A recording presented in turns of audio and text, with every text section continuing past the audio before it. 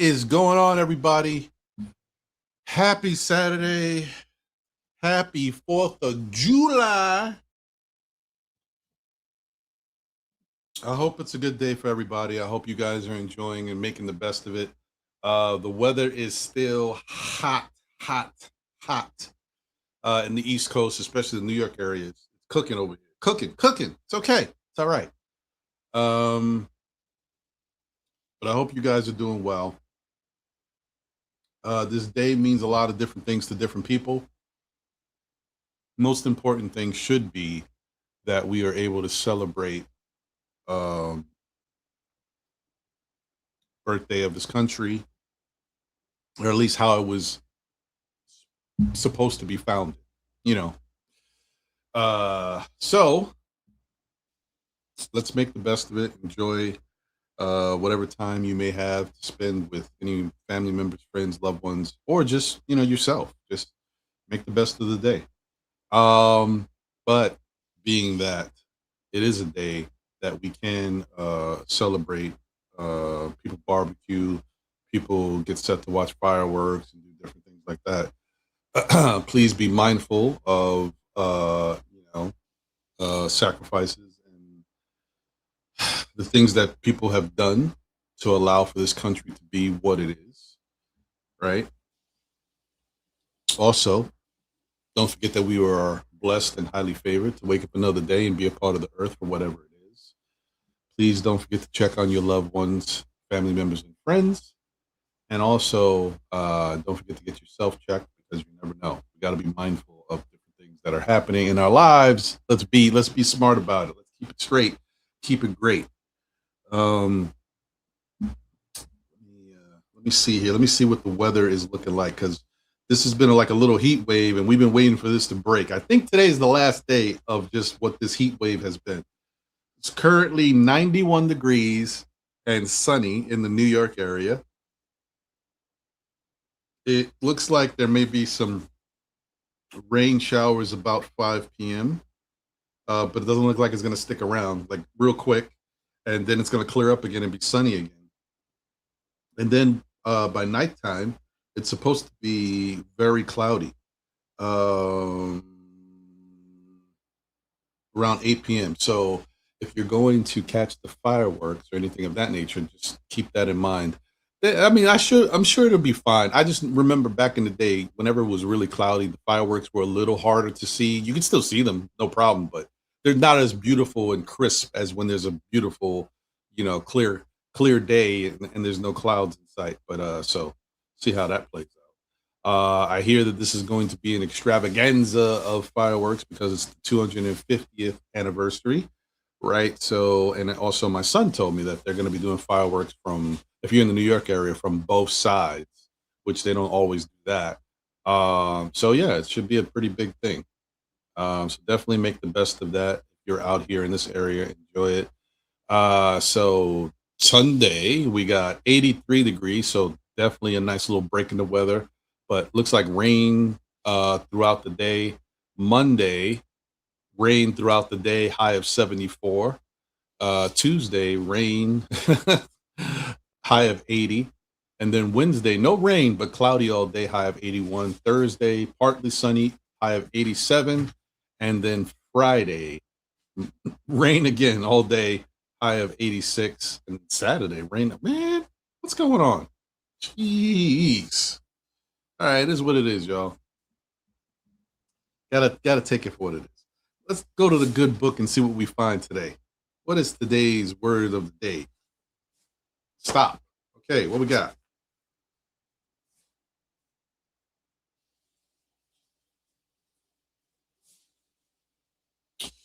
Of a certainty, the man who can see all creatures in himself, himself in all creatures, knows no sorrow. Of a certainty, the man who can see all creatures in himself, himself in all creatures, knows no sorrow. That's a good one. That's a good one. You know, that's a good one because it basically It's one of those things, right? People, a lot of humans by human nature can be selfish, right? And so you kind of only think about what you got going on, what's happening in your life. But when you can relate to others and understand the differences, understand the pain that others may be going through, um, be proud of the successes that other people have outside of whatever you have going on, your successes, achievements, your pain, your issues. Um, it allows you to relate to everyone better. It allows you to understand yourself better. And I think what it really is trying to say is it allows you to be a better person.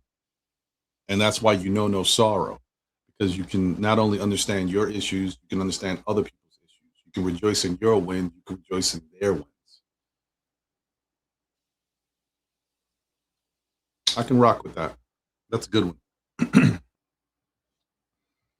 Shout out to everybody that's tuned in. I know that I don't expect a bunch of people to be rocking with me on a day like this. It's 4th of July. The weather's hot. I know some people might be trying to get to the beach and enjoy the day for most of it. Go out there, get your tans and all that stuff that y'all do. Just spend time with family, barbecue in the backyards, or go to different parks and whatever. So I appreciate all that may be tuned in right now. Um, Shout out to everybody on the tube. Shout out to everybody on X. Uh, Shout out to Andres Nowak on Facebook. Salute. Appreciate the like. Thank you. Um, thank you guys for being here. So, I got some stuff I want to get off my chest real quick before I get a little deeper into the show. I do want to say thank you to everybody in the chat. Shout out to Walter Blackman. Appreciate you. Says good morning. Ron and my Knicks family. Salute. Geraldine McIva, a member of the SKF Army and First Lady of Still Knicks fans. Let's go. What up, Geraldine? Says salute, Ron. Salute to the chat. Happy 4th of July, everyone. Shout out to my brother Kareem Grant in the building. What up, Kareem? Appreciate you. Good to see you. Salute. Thank you for being a member of the SKF Army. I hope you and the fam are doing well. Shout out to Darlene Bryant in the building. What up, Darlene? Let's go. Thank you as always. She says good morning, Ron, in the chat. Brooklyn Buddha in the building. Sup, champs? Let's go. What up, Buddha? David Smith is here. Salute to Ron in the chat. Happy 4th of July. What up? Hope you're doing well. Enjoying the day. Jersey Rich Open Topics is in the building. Knicks, let's go. Ralph Basketball Pocket. What up, Ralph? Good to see you. Says still Knicks fan salute. Dwayne Dennis is in the building. Said happy 4th of July. Can you believe that the Summer League has already started? It's nuts. Everything is happening so fast. It's crazy. I mean, I feel like it's probably because the Knicks had such a long run in the playoffs. So it's not as much time between the last time you've seen them playing basketball and what's happening next. Because right after that, boom, boom, you get the draft, and then boom, then now you get the Summer League, and it seems like it's happening pretty quick. I see I got a super chat from David. Let me just get through this, and I'll come right back to that. Sadu Berry is in the building. Salute. What up, Sadu? Good to see you. Kerry Cox in the building. Salute, Kerry. Good to see you. Miggy PM in the building. What up, Miggy? Salute. Thank you for being a member of the SKF Army. Bagger Jones is in the building. What up, Bagger? Says, hey, Ron, I think if DeMar DeRozan get a buyout from the Kings, I think we should go after him before we sign Jordan Clarkson. DeMar can be another offensive threat off of the bench. I hear you. Listen, I'm not a big DeMar DeRozan guy, especially now.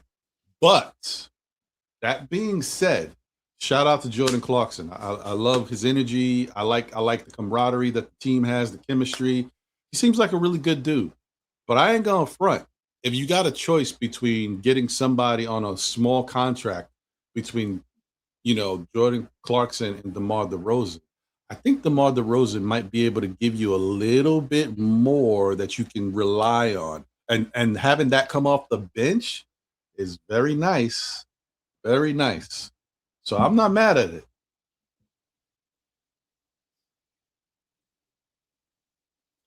Hey, Los Scientists in the building. Says salute, Ron. Me and the kids are here. Please do phone calls today. Brother. Oh, man. I, let me. I don't. Let me see what I can do. I don't know if I can do this while the show is happening. I was looking into something before. Um, Maybe I can have. I don't know how I'm gonna do it while I'm doing the show. I can't take a phone call, and talk while I'm supposed to be doing the show. Let me see. I'll see what I can do when if there's people that pop up, because I know today's a busy day and people got a lot of plans going on. If people pop up for the panel, maybe I can take some time, have them rock on the show for a little bit, and I can make a phone call, see what I can do to try to get this cleared up.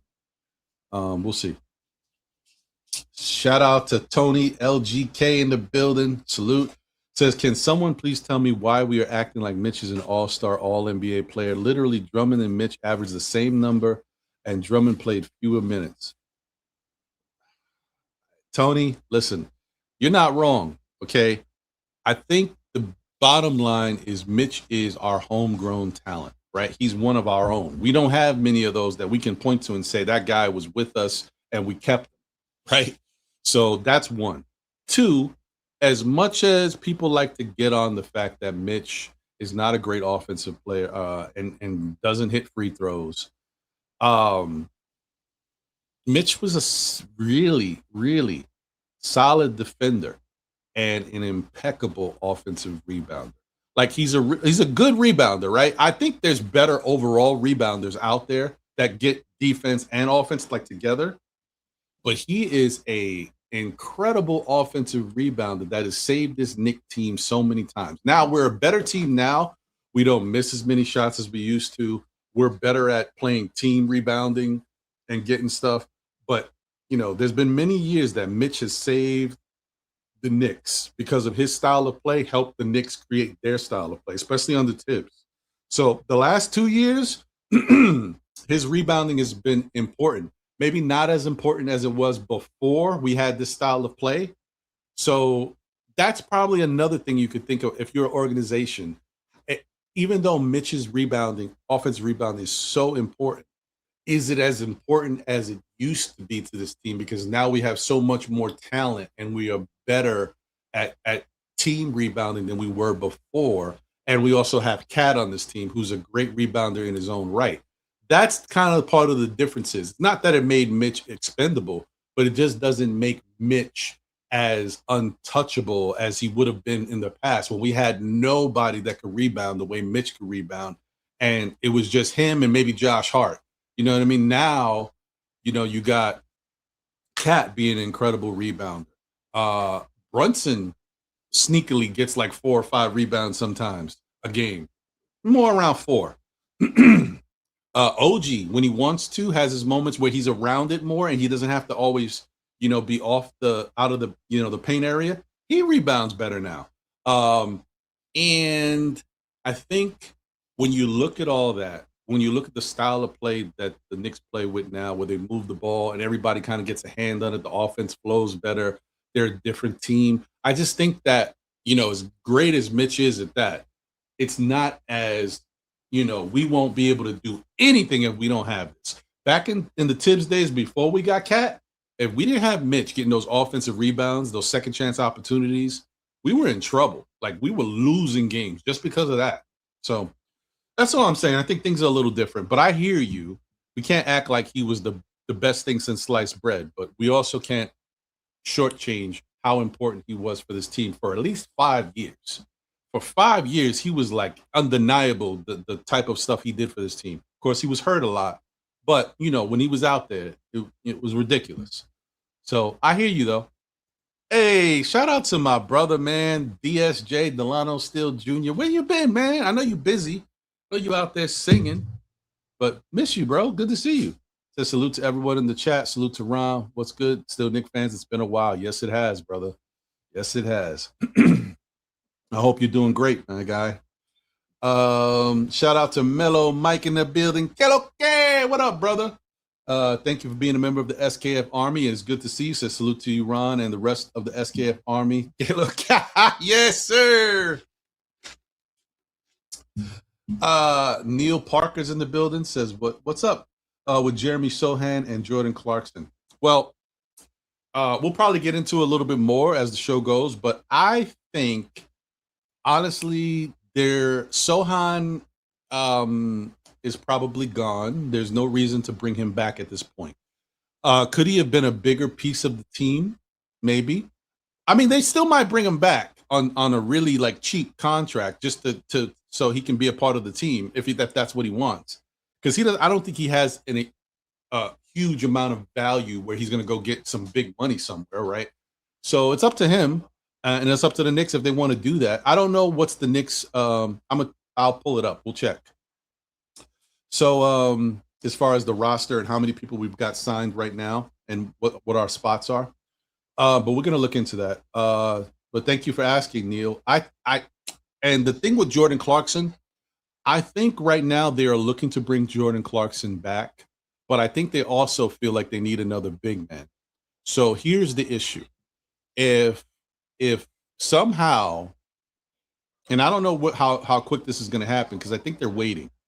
If somehow the Denver Nuggets decide to waive, um, I'm gonna forget his name. Why don't you Jordan Blake? Uh, can't say his name now. What the heck is his name? How do you have such a brain fart? I just did a thumbnail last night about the dude. Valanciunas. Jesus Christ. Yeah. If they do decide to waive Valanciunas, thank you, Delano. I appreciate you. I was just about to look to see get some help from the chat. Yeah. If they do decide to waive Valanciunas, the money that the Knicks have left over, you would have to give to Valanciunas, right?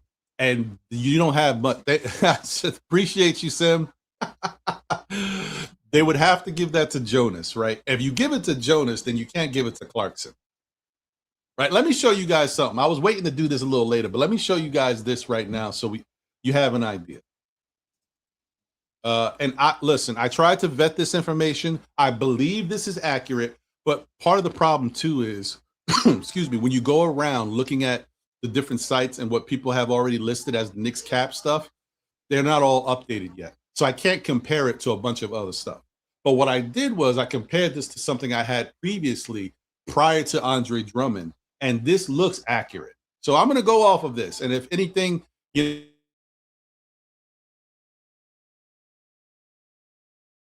little bit of a look right, or hey, we saw something later. That was, yeah, that's cool. That's all right. But like I said, this looks as accurate as I've been able to find for now. So these are the numbers, and I put it together, and this is what we're working with, right? So this is apparently the New York Knicks 2026-27 salary, right? And as you can see, it breaks down what we got. It looks like we've got 12 players under contract. This includes Andre Drummond, right? This is estimated, not, we don't know exact. Maybe this is exact, but I don't know for certain. So you've got Cat, OG, Jalen Brunson, Mikal Bridges, Josh Hart, Landry Shamet, Jose Alvarado, Miles McBride, Pacome Dadier, Tyler Kolek, Mohamed Diawara, and Andre Drummond, which means we got 12 on the contract. We still have 3 spots open. However, when you scroll down and you look at the bottom, and I know this is kind of small, guys, but I hope y'all can see it. When you scroll down all the way to the bottom, you see highlighted in green is the second apron space. This is how far we are from hitting the second apron, which means this is the type of money we have still to work with. This is 4,900,000, 26,372, right? So basically 4,900,000 is what we got to work with. If Valanciunas gets waived, he gets whatever exception that they have for veterans exception or whatever it is, that's probably most of that's going to go to him, right? 3 million, whatever it is. And so there's not much money for anybody else. Like I said, you could sign a small contract, maybe a Jeremy Sohan on $1 million contract or somebody else, whatever. But I don't know if Jordan Clarkson would take just $1 million again. Like he took a very cheap contract because he was bought out. But I don't know if he would do that again. All right, so this is kind of what we're working with, guys. And remember, we still have 3 spots available. Now, that doesn't mean the Knicks are worried about filling all 3, because you saw what they did last year is we kept 1 spot available all the way until like the trade deadline and the buyout market. We had 14 on the roster for most of the year. So they may do the same thing again.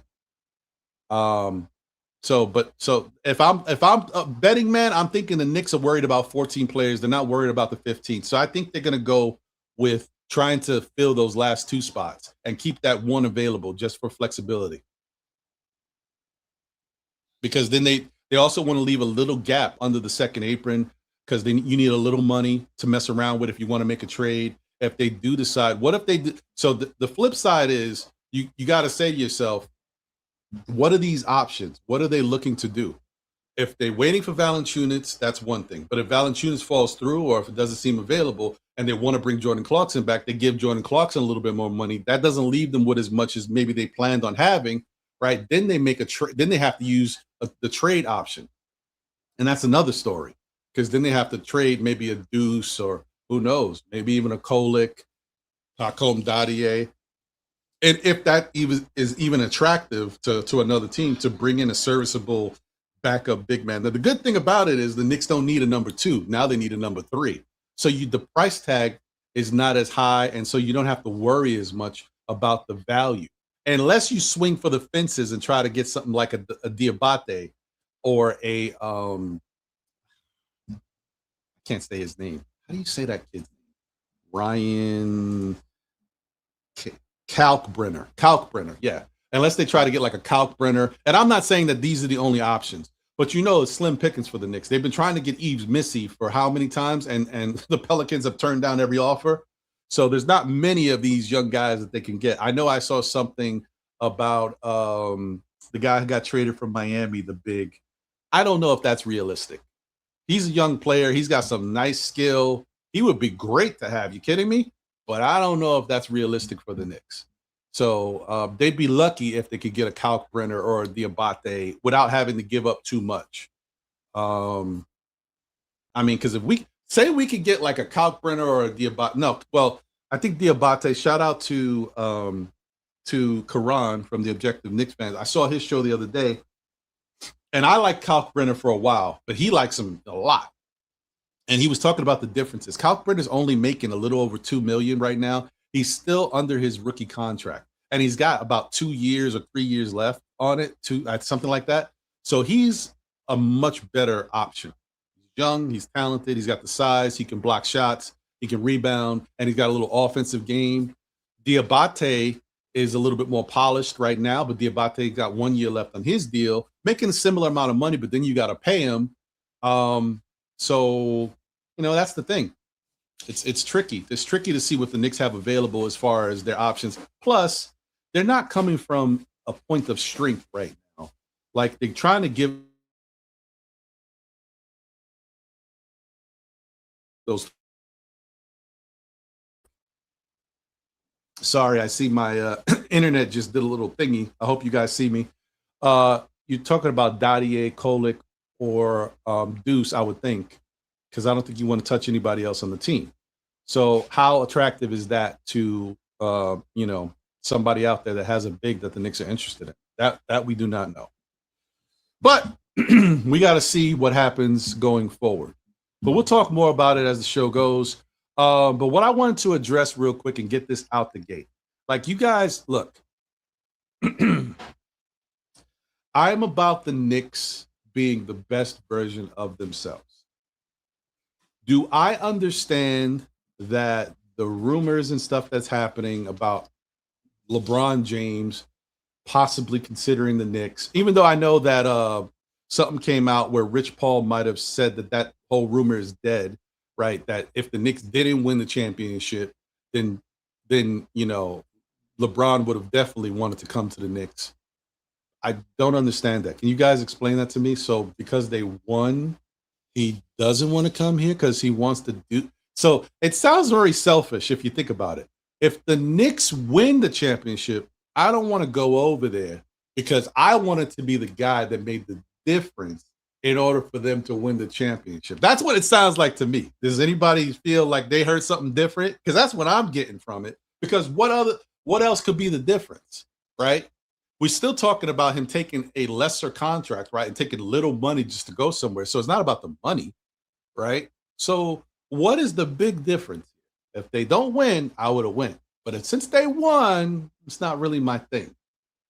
Sounds very selfish. Sounds like once again LeBron is chasing history, trying to be the footprint in NBA and wanting to be the guy to bring the Knicks a championship for the first time in 53 years or 54 years, however it would have went if he had waited till this year. You know what I mean? That's part of the reason why I don't like him. And I don't know if I'm reading too much into it, but that's kind of what it sounds like to me, guys. I don't know. But either way, it's not surprising to me. You guys know I do not like Braun. Never did, never will. But I understand. Shout out to Sim. I was watching his show on MBK, and he was coming at it. That's how he was coming at it. But then he kind of talked himself into, well, and while he was talking himself into it, he kind of talked me into it too, that I understand. LeBron he averaged 21, 7, and 7 last year. He's going to be 42 years old. If he comes in on a minimum contract and he can give you 90% of that type of production coming off the bench, that's one thing. But if he wants to be a starter, I don't know. I guess he would want to be a starter. It's LeBron James, right? But if he can give you that type of production for that amount of money, yeah, who wouldn't want that, right? I just can't get over the fact of a player having multiple opportunities to come to this team and never wanting to fight. I don't like guys who take the easy road. I was watching something the other day and they were talking about legacies, right? They were talking about Kobe's legacy, Jordan's legacy, and LeBron's legacy. And Kobe and Jordan obviously had similar legacies because of how they stood with their teams and fought through everything, and people joined them. LeBron has a little different legacy of bouncing around and finding his best options and best moments. So that's the thing that I'm gonna say. Like, I don't know how I feel about that. Like, that to me is like one of those things where I gotta feel I just don't like that style of thinking. I don't like that type of player. And especially guys, I know I said this multiple times. I'm continuing to say it. The Knicks didn't just win last year because of their talent, right? And their great offensive schemes and great defensive schemes. They won because of their chemistry. This is a likable team to us as fans, but they're a likable team to each other. They have really good chemistry. They get along. And yes, no team is perfect. They have some infighting and little things. They make jokes about it because they do it in a way that they understand it's about winning. And so they don't take it too seriously. You see, they don't take themselves too seriously. But there's always stuff that happens. But they have such good chemistry, better than some other teams. That's a key to them winning. You don't bring a guy like LeBron. And I also saw something else. And I forgot, it was one of the BSPN analysts, because things are going across my timeline, about how, LeBron, for the big diva player that he is, the spotlight that he gets, has always been a formidable, willing teammate to share the ball and make his teammates better. Fair. That's a fair point. I don't question if he came to the Knicks, would he fit in as far as moving the ball, trusting teammates, and getting everybody involved? I think LeBron would be great at that. The Knicks would kill with LeBron here right now if he's still playing at that level that he played last year. Of course they would. It's not about that. It's about the diva mentality that LeBron has, and he's deservedly so. He's a beast. He's one of the best players in NBA history, but it's still him. He still has it. That's not going nowhere. And when you come to a team where you've got Karl Anthony Towns, who's a star player, multiple-time All-Star, helped bring a championship to New York, he deserves everything he gets and how he should be perceived. And then you got Jalen Brunson, who is on, an upper echelon. He's just rising with his playoff numbers and his clutch ability to superstardom. You come here, they're just looking at you like you LeBron James. You ain't nobody else. Like, we appreciate you, we respect you, but we won a championship. We have great players here too. They may not be on your level from your career, but they still have their own careers and their own respect level. So I just don't know how it would work. So that's the impartial part of me, the devil's advocate part. I just don't get how that would work just from the ego standpoint. Now let me get to my heartstrings. You guys remember this? Let me get myself off the screen. 2019, Durant was the biggest target in free agency class. The Knicks were heavily rumored to be his preferred destination before he ultimately chose to sign with the Brooklyn Nets. Remember when Durant said, no, I never said that I was going to the Knicks. I never even thought about going to the Knicks. However, everybody else said that Durant said that he would follow Kyrie Irving, and Kyrie Irving was thinking about coming to the Knicks because he wanted to be in New York, whether it be Brooklyn or the Knicks. So to say that you never thought about the Knicks, never even considered them, knowing that you said you were following your friend Kyrie, and Kyrie was considering the Knicks, you know what it sounds like, guys. It smells nasty. So there's that. Also, this was around the time that he had the burner account, right? You know what I mean? This is just one of those instances where just Durant is just trash, bro. Really is. All right. Just he's a great basketball player. I don't think he's a good person. Egotistical, disrespectful. This is just who he's been. So that's what happened there. But guess what? After that, Knicks fans saw what happened in Brooklyn. They had some moments. Some people say they were an injury or a toe away from winning a championship and things didn't work out. Okay, they broke up the team.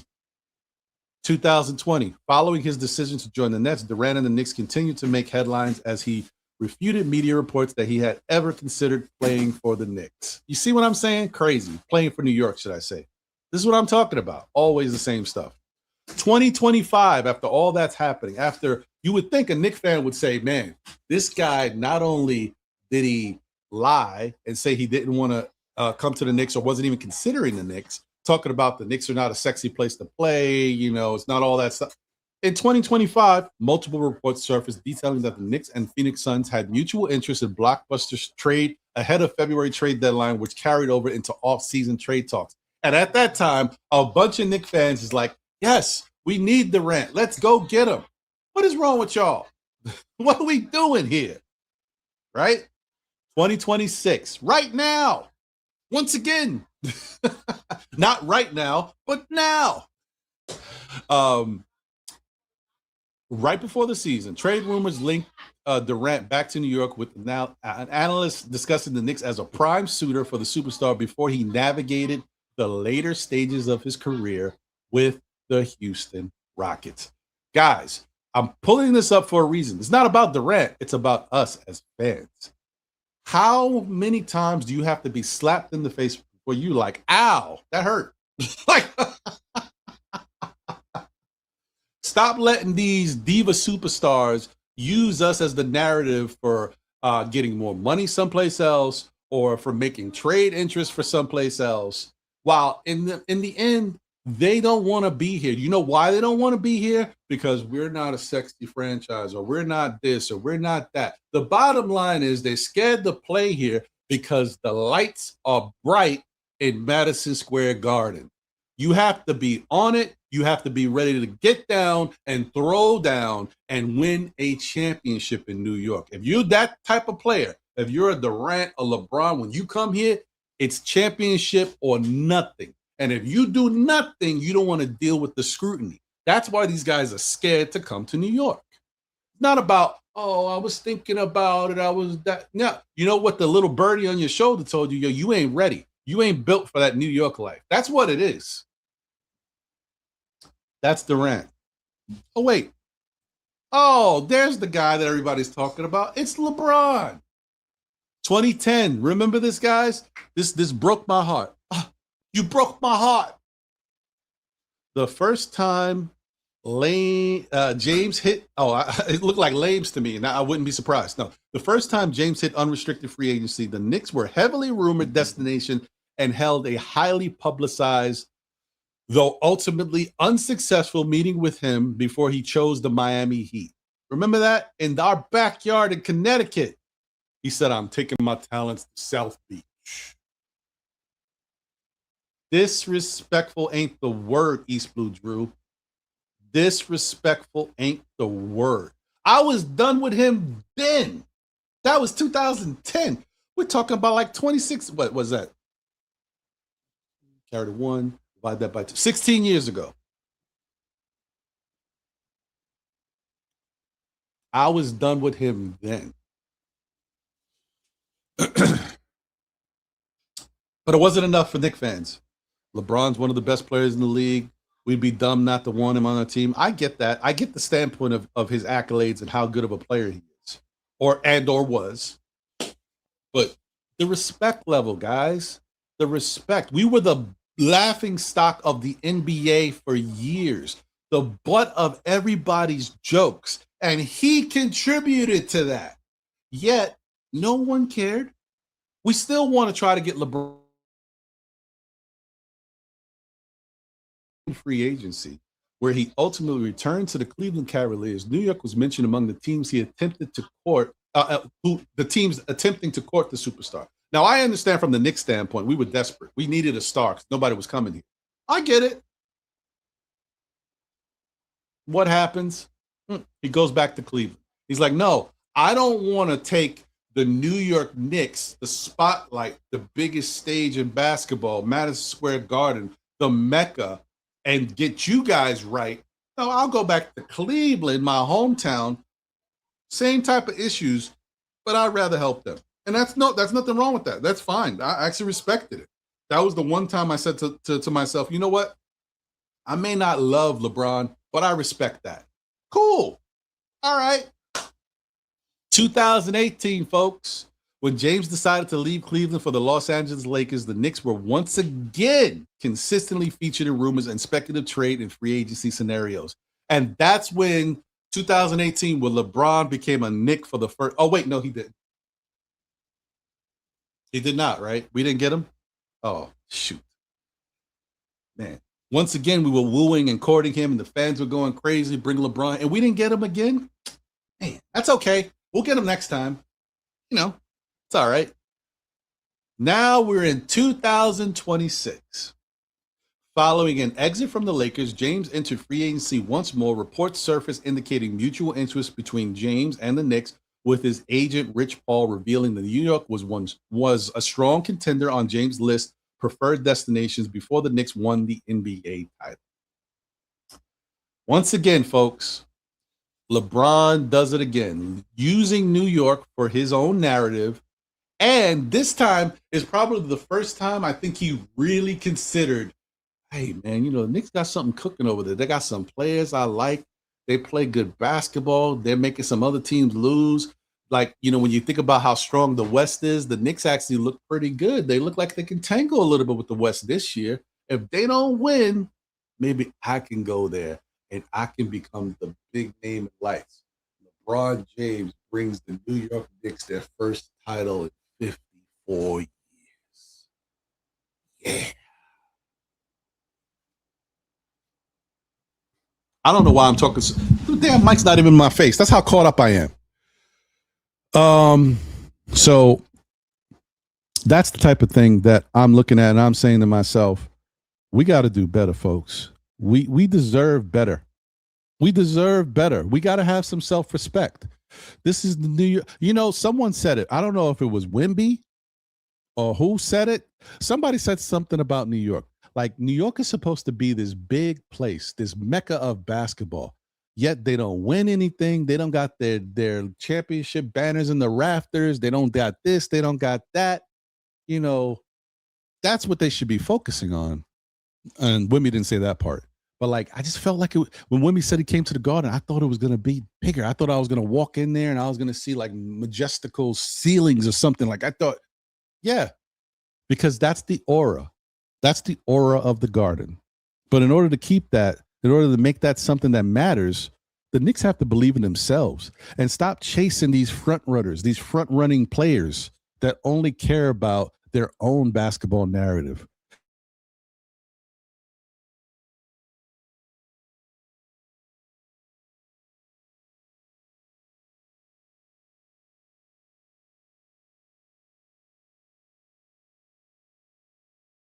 How much his hometown are older now, that have brands that have made all types of money.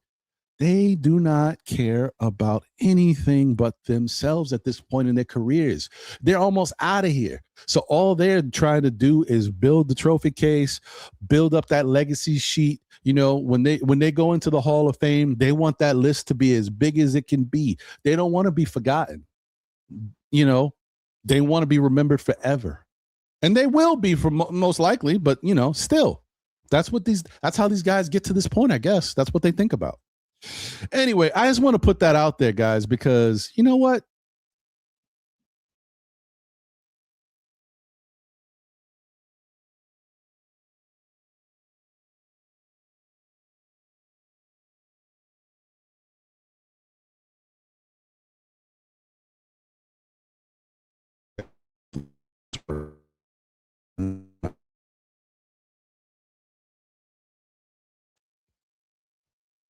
Wow. My internet is starting to act crazy, folks. I couldn't even move my face back to the middle of the screen. That is nuts. Let's see what we got going on here.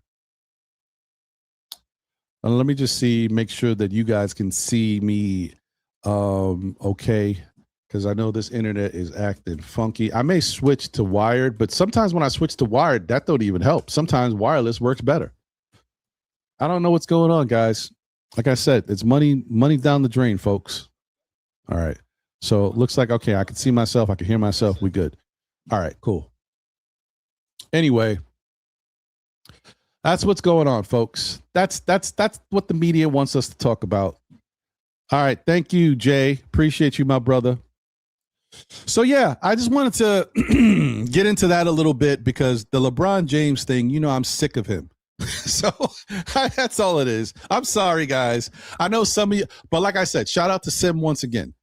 When Sim brought that up and made me think about it, I can understand. To get a guy that could give you that type of value for only paying him that amount of money, it's something you got to consider. I just like my heartstrings. I can't deal with it. Can't. Dude is just, he's the worst to me. Not as a person, more as a business person for basketball, like his brand. You know, it's different. So my disgust for LeBron is different. I just don't like him as who he is as his own business person. Like, I don't think he values anything else anymore. He's just about himself. Kevin Durant, I just do not like. I don't think he's a good person. Like, if I saw Kevin Durant in the street and he said what's up to me, I'd probably look at him sideways and keep it moving. I just don't like him. So it's different. But anyway, all right. Let's get out of here. I'm done with that. Let me move on. Let me see. I'm gonna put the link out there. If anybody's available, they want to jump on, we can talk about some stuff. Obviously, guys, you know, we got the signings that have happened. The Shamet stuff we talked about a little bit before, but you know, him being signed. I hear you, Sam. I don't know what it is, man. It's just something about him. I can't get behind it, bro. I can't get behind. We're not talking about a year or two. We're talking about years. Like, LeBron has been ducking the Knicks longer than some kids have been born. Like, some of our kids have been around. Like, LeBron has been ducking forever. I can't do it. Can't do it. But yeah, it is what it is, y'all. It is what it is. Let me put that link out there for y'all. Let me get to these super chat that we have here. I appreciate y'all. Thank y'all for being patient. Let me get to David Smith real quick. You know what it is. Shout out to David. Thank you for the generous super chat, my brother. He says, Andre Drummond, first round pick, 9th overall, 12 points per game, 12 rebounds, average career, 2-time All-Star, 1-time All-NBA, and 4-time rebounding champion. Drummond shot 36% from three and 63% free throws, and a good passer. 100% agree. 100% agree. And part of the reason, I don't know if you guys saw Sim's show yesterday when he did the comparison between Mitchell Robinson and Andre Drummond. It was a great job and really got to see the side-by-sides from this past year. He said he did such a good job. I didn't even want to do anything as far as listing that myself. If you haven't checked it out, guys, go check out MBK last night, Nothing But Knicks show, when Sim broke down Drummond versus Mitchell Robinson. But this is another snapshot of those type of numbers. Drummond is a solid player, no question about it. I'm not I'm not opposed to Andre Drummond. I never been opposed to him. The only thing I didn't like is that he got a little slick at one point when it came to coming to the Knicks. There was one point where he said no, he would not come to the Knicks. Like the Knicks wanted him multiple years, right? And they always brought him up, but he's like, "No, nah, I'm not going over there." And I felt a little way about it, like drop dead, like you're not going, like what's the deal, bro? Now I didn't realize at the time that he just didn't want to play for Tibbs, but people have their own thing. Remember that,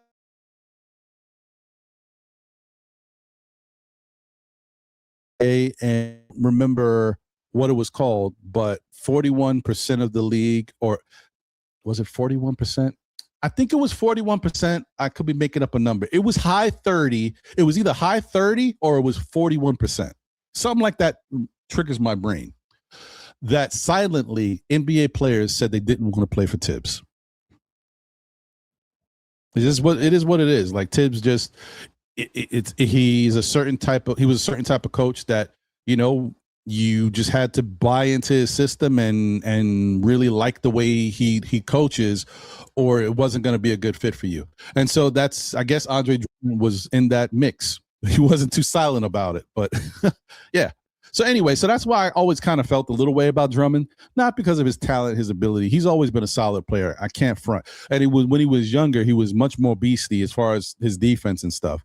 Now, as he's gotten older and gained more weight, that's the only thing I could say, that if it'd be nice if he could lose a little weight to kind of maybe gain a little quickness so he can move a little better. Because I got to tell you, when I see Andre Drummond, this is what I think he's going to be with the Knicks.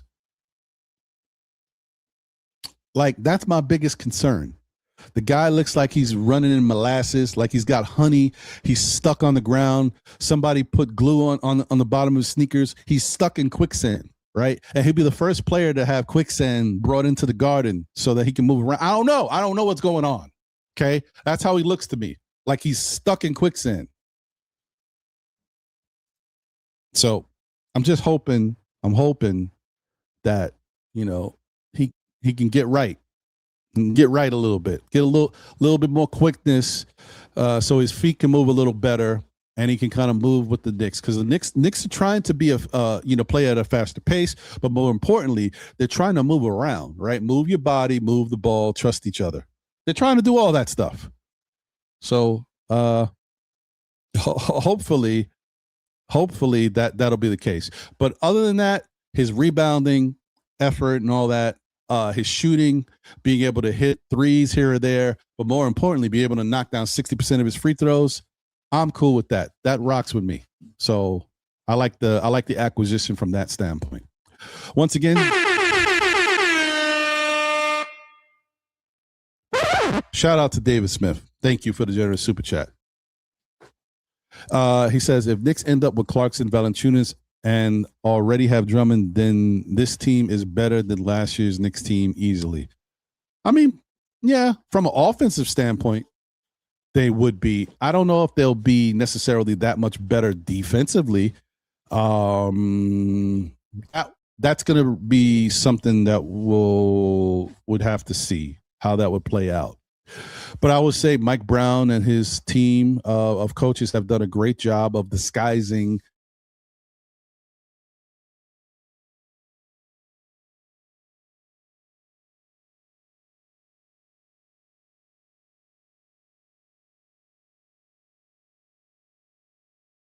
more. It's very frustrating when you can see your internet cycling and you're trying to speak, and I'm like, let me just wait till it finishes cycling.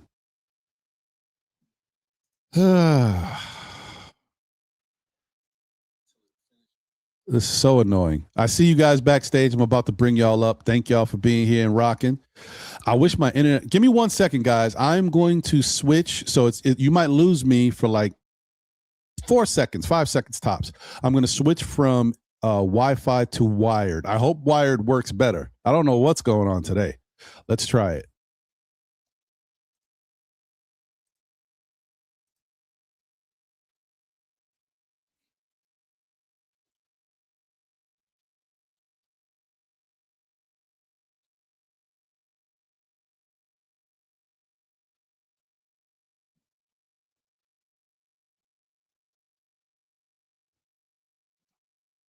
All right.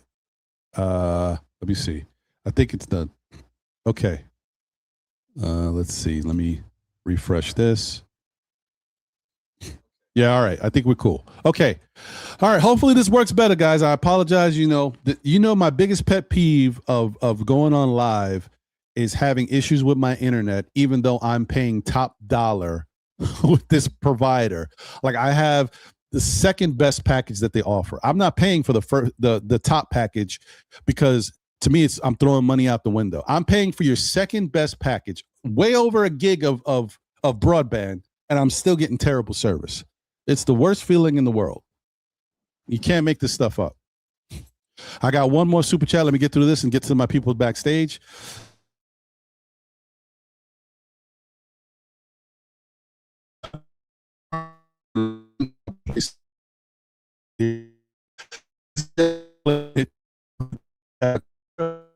And only having to give Drummond 1 year instead of 3 years and still staying under the second apron.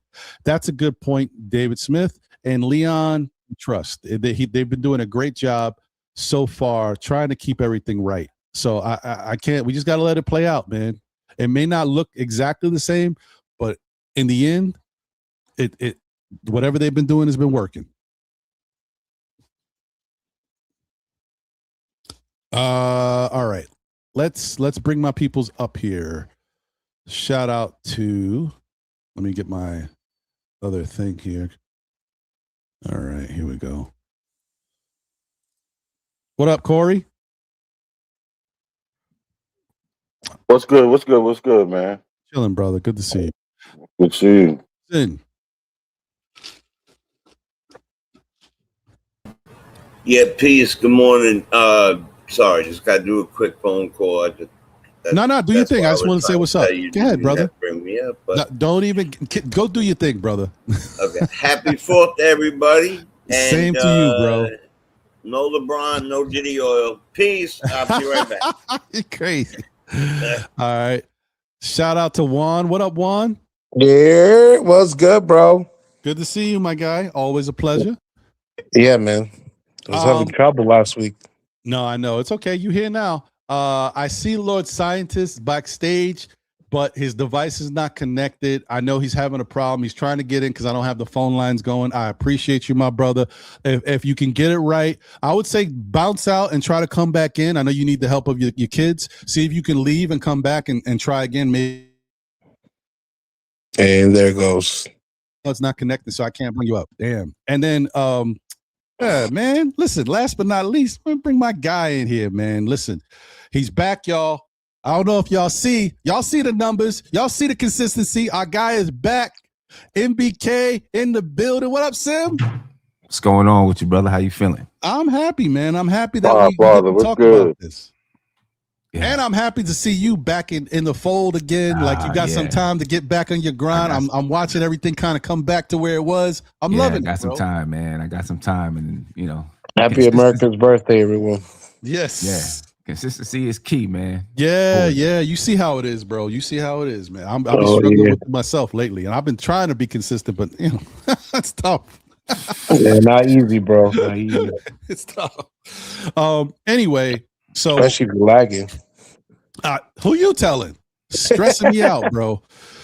So let me just get your thoughts real quick, and then I'll save Sim because Sim has had a lot of time to kind of digest it, and he came from a different standpoint. But now that the Rich Paul stuff has come out, I'm just like I'm so disgusted with all of it. But anyway, that's just typical of that team. Yeah. I know. Since your mic is up, I'll go with you first. How you feel about the LeBron stuff, real quick? Do you care? Did you want LeBron here, or do you feel a certain way? What's your thoughts? Oh, Juan, you're on mute. Oh, you talking to me? Yeah, I was talking to you, brother. Yeah, so LeBron, at first I was like, nah, but then when I started to think about it in the fit, I was like, actually, he would have been actually a great fit. The thing about LeBron is the baggage that's the way I would begrudgingly take him, but he would have to pay like a lesser, like a third, be like a third option, right? Like at this point in his career, it's about to be 42.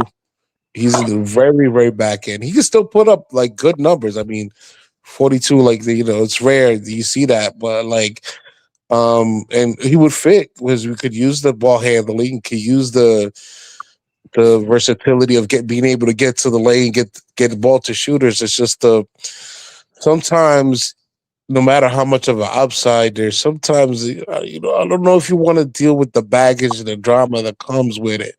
So as much as the upside is there, there's as much downside, and I started to come around a little bit, and then as soon as I start to come around, I hear the thing from Rich Paul. I'm like, of course, when I start to like warm up to the idea, he's like, well, they won, so I don't want to come now. It's not a definite yet. And then, but like my thought is that he wants to play a big role.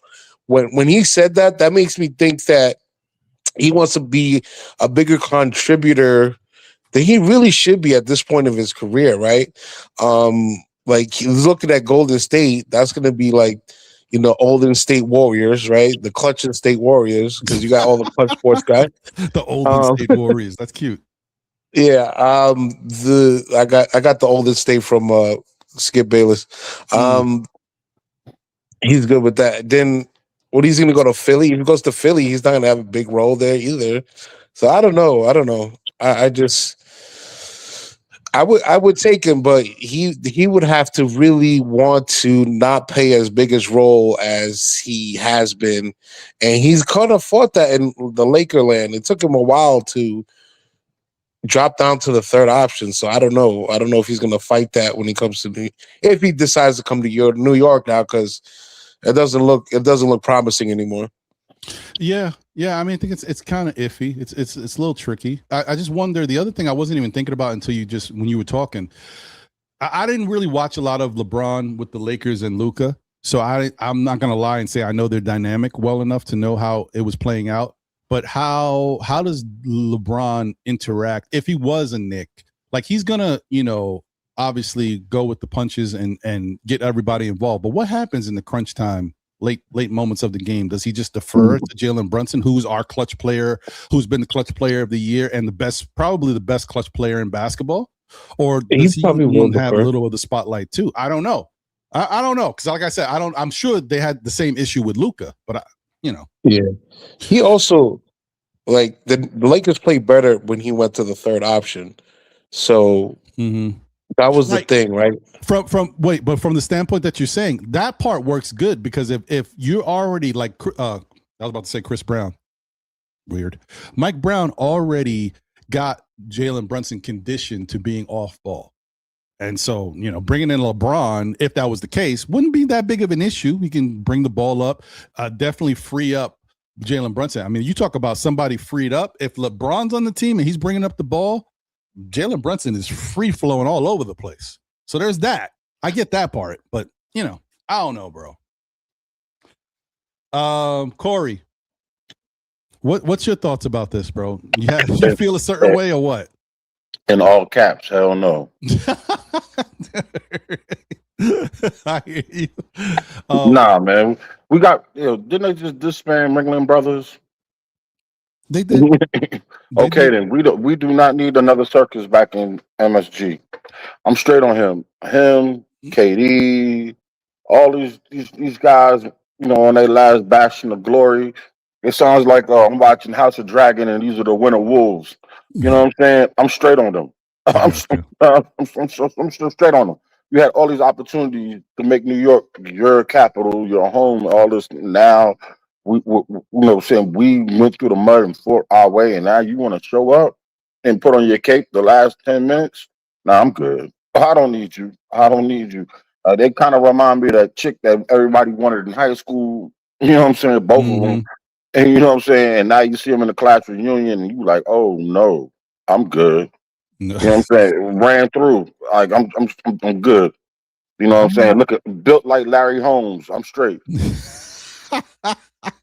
Okay, I hear you. Nah, I mean, I got you. That makes sense, bro. It makes sense. Let me get to Sim. Sim, you've been talking about this. You were going back and forth with yourself, and it's so funny because when you were saying it, I was like, I get it. I'm right with you on that, because my disdain for LeBron being a Knick was overflowing. So I was like, hey, am I being too negative? Am I not thinking about the best part of what the team needs? And then you were talking and the value and the taking less money, and I was like, I could see how it could work. But thankfully, Rich Paul brought me back to reality. So I was like, yes. On who he is, right? Yeah, I mean, man. listen, I've never, ever, ever been a fan of LeBron. Even in 2010, I did not want LeBron to come to the team just because I wasn't a fan of LeBron James. And I wanted to beat LeBron. I was never been a fan of LeBron. But I want to repeat. And I'm looking at the Eastern Conference. I'm looking at Philadelphia. And, you know, I know Juan said LeBron's going to play a big role no matter where he goes. He's still that caliber of a player, right? He may not be the first or second option. He may be a third option. And I actually think he's okay with that right now. His team has put it out there that he doesn't want to be the guy who's relied on to score. He doesn't want to have to build a culture, right? He wants to be that third option type of guy, you know. And LeBron is the type of player that has the ability to be the floor general and still get 18 to 20 points a game and probably 10 assists and 7 rebounds, right? Because he has that ability, he has that talent. You know, I thought a lot about it, and that night, you know, the more I talked about it and how he would fit with this team, I mean, basketball wise, putting everything else aside, putting salary aside, putting all the fanfare aside, because we know what's coming with that, what would be coming with that. He's actually the perfect fit for this basketball team, in my opinion. The perfect fit, right? A 6'8" guard/forward, if you want to say, that can handle the ball. They're not taking the basketball from him because you know we got problems with that with Josh Hart and Mikal Bridges handling the ball. They're not taking the ball from him. A decision maker. He can knock down the three. He can be a coach on the floor, right? Along with Brunson. I'm not saying over Brunson. I'm saying along with Brunson. Mike Brown wouldn't even have to coach. All he has to do is sit back and make adjustments and bring adjustments into Brunson and say, hey, let's do this, let's do that. You know, because you have the IQ out there on the floor. You know, Brunson would be able to, I think you would see the best of Brunson. I think you might see the best of Mikal Bridges because you have someone who can really look for the cutter, look for the slasher, find him in his spots. I think the attitude, what LeBron brings is similar to is something that Cat might need to step his game up to another level. I think you see this offense. If LeBron was on this team, I don't see we win 70 plus games, I think, to be honest with you, because the offense would be so dynamic, so versatile. You wouldn't have to worry about, obviously, Josh Hart would go to the bench. You know, then you say, well, who's the guard off the bench? You wouldn't have to worry about that because either Braun or Brunson would be playing with those guys off the bench. So you're going to have a guard, you know, playing with those guys. You know, offensively, you're versatile. Defensively, you're versatile. It's a perfect fit, the way that I see it. It's a perfect fit. And if you got him at the veterans minimum, I mean, I'm like, how can you say no? The flip side to it is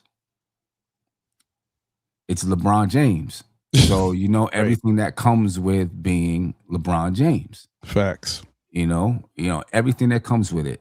The fanfare that's gonna come with it. You know, the LeBron James fans that just follow him around are gonna come with it.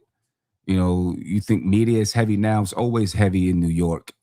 The media is gonna be triple, right? I said on that stream the other night that the world will be watching the Knicks. Someone said, well, the world's already watching the Knicks. I'm like, okay, well, then the universe will be watching the Knicks because it'll be just crazy. Possibly LeBron's last year. So you're talking about a farewell tour, maybe. The realistic possibility that the Knicks will repeat. Probably doing a documentary on himself. You know, James Dolan is probably salivating at the opportunity if it's there. Nike would be salivating at the opportunity if it's there. You know what I'm saying? The NBA salivating at the opportunity if it's there. You know, it would be nuts. It would be crazy. You know, the question would be, could the locker room handle that level of scrutiny? Because the scrutiny is going to come. Could the locker room handle that level of attention?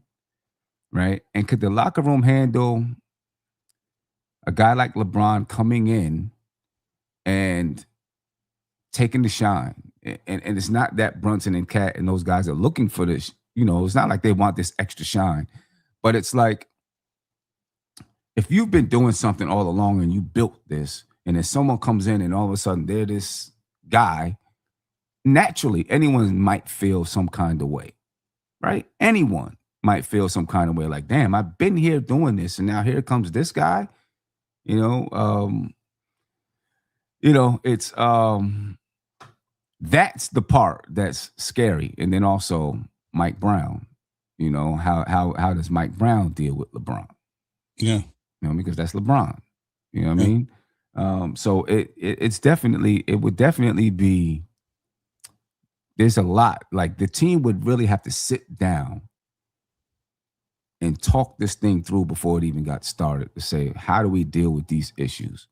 You know what I'm saying? And you may need to have multiple meetings throughout the season to talk about, because different things will arise and how they address it together will arise. You know, it would be difficult.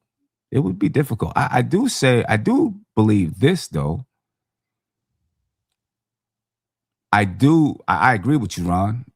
You know, when Rich Paul said that if the Knicks had lost, and I knew this already, not that anyone told me, I'm just like, in my brain, I knew it. If the Knicks didn't win the championship, I knew LeBron was going to be a free agent, and I knew LeBron was going to try to come to the Knicks. I just knew it was going to happen, right? I knew it, right? That would have been his chance to say, okay, he's an opportunist. Yeah. LeBron, right? That would have been his chance to say, oh, they're right there knocking at the door. I can put him over the top, and I could be the savior. Yep. Obviously now, if he came to New York and they lost, you know, it's going to be like, okay, you know, what happened? They won without you. You come and they lose. You know, what's the deal? He probably doesn't want that pressure, you know. So, yeah, I definitely think there's that. You know, he can't be the savior anymore. But I also do like the fact that Rich Paul said Brunson would have to call and say, this is okay. Because that gives the power to Brunson if it did happen, right? I think that transfers the power to say, this is your team. If this is okay with you, then maybe we're on board to it. And I think that does change the way the locker room and the organization looks at the entire transaction, because they kind of gave the power to Jalen Brunson to say, if you're okay with it, then we might be okay with it and we might give it a chance. Right. Yeah. I mean, that's a good point. But my whole thing, I got three things before I get to Jay. And I do see I got a bunch of people backstage. So I'm going to say this. I'll take one more from backstage in a little bit, and we could rock out a little bit, and then maybe I'll switch it up, give somebody else. But I'm not going to do more than 6 people, because as you guys know, last week's show was a freaking nightmare. I think I handled it as best that I could, but it was starting to get a little annoying. And rather than me losing my cool and not being professional and you know, making the show about me rather than about you guys and what we talk about as a unit, I was like, I'm not doing that again. So I mean, you guys remember I did this before where I was like 6 and that's it. I'm gonna have to go back to that, because that 10 was crazy last week. It was nuts. So, but like I said, guys, anybody who's backstage, hang tight. You know, I'm gonna get you up here. Just, but I do want to have a core group of people up here, because I want to have good conversation. So, you know, there's no offense to anybody out there, but you know what I mean. I can't wait till we talk about Drummond, until I got some good points about him. Okay. So, and I think what Sim was saying is very important. It's not necessarily so much about the fact that, it's not about the players so much. I mean, of course, having Brunson buy into it and saying, you know, if he wanted to make that call and do that, that's huge. That's big, and I think that's important. Honestly, I don't think Brunson would make that call because I think Brunson's like, I've been through enough scrutiny. Y'all didn't even want me here. Y'all didn't think I was the guy. I have to do all this. Then I finally get y'all a championship, and y'all want me to be okay with bringing somebody else in. And so anything that happens from this point on, now you're going to look at that person as that's the reason why we're now at this level. I'm not saying that because Brunson is very unselfish. I'm just saying he could think that way, but I'm not saying he would. But the thing that I'm thinking about, this is the littlest thing, but like this is a microcosm. You see this on a TV show or on a movie. This is the type of thing that I can see the media doing in a way that lets you know why the LeBron thing is a little bit of an issue. You know, Knicks play a game, whatever, they win, great. They play great basketball. Press conference happens. You know, could be the first game of the year. They win, great. Every podium, the guy who's ready to sit them down and have the reporters start asking questions. Hold on, Jalen. Hold on, Cat. LeBron. Hold on. That right there is already like, what? Like I can see little things like that. Right. But it's not necessarily anything between them. It's how the media and how everybody else puts LeBron on the pedestal. Like, let me hear from LeBron. What's LeBron feel about this? Like, yeah, you know, national news. What's Ja Rule got to say about this? Like, you know, just stupid stuff. Right. So, but that's one thing. I would literally rather hear from LeBron on anything rather than Ja Rule. I could 1,000%. Where's Ja? Where's Ja? I hear you. I hear you. But so here's the thing. Here's the one thing that I wanted to say that I think is actually more of a realistic issue that I don't think LeBron has ever had to deal with since he's been in the NBA. Everywhere LeBron has been, you know, part of the other thing that I kind of never really dug about LeBron is the clown antics, right? Especially when they're winning, when they be embarrassing people, they're doing their little dancing over there on the sideline, having their little clique. This would be the first time that LeBron would go somewhere where they already have a clique. So now he's the outside guy. It's not his clique, and he doesn't command the stage. These dudes already moved together. They already got that chemistry. So no matter how he wants to infiltrate and be a part of it, he's still going to be on the outside. So I don't know how LeBron would deal with that.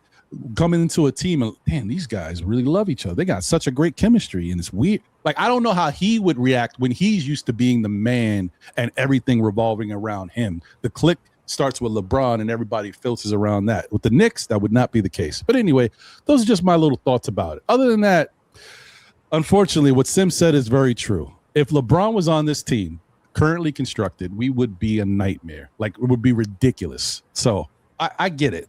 I just can't. I don't know. I'm struggling. All right, Jay Chosen. Man, what's your thoughts, brother? How you feel about this? And then we'll get into the signing of Andre Drummond and how important that is to the team and all that. all right. Let me bring up Wiz real quick. For Wiz, I'm sorry, man. You know, it's like last in, last out. You know what? Look at you chilling in your freaking, you know, you in Miami, Florida? South Beach, baby, South Beach. I don't want to You know hear what I'm from trying you. to say? I took my time to South Beach. Yeah, you enjoying life too much. All right, let me get to Jay. He Go got ahead, the Jay. best green. He got the best green screens I've ever seen. Look, Let me do a tour. You want to do a tour? No, Let's we see don't want how to do a tour. Nobody wants to live through you. all right. First, you I want watching a some little real soccer? Okay. football. All right. You got to I want wrap some around. real You got to wrap football. around green screen. That's all right. No big deal. That's real football, by the way, guys. That's what you guys, that's your Yankees call football. That's real football right there. World Cup. Anyway, what's up, people? Yo, greetings, everybody. Thanks for letting me on. Sim, man, you got some knowledge.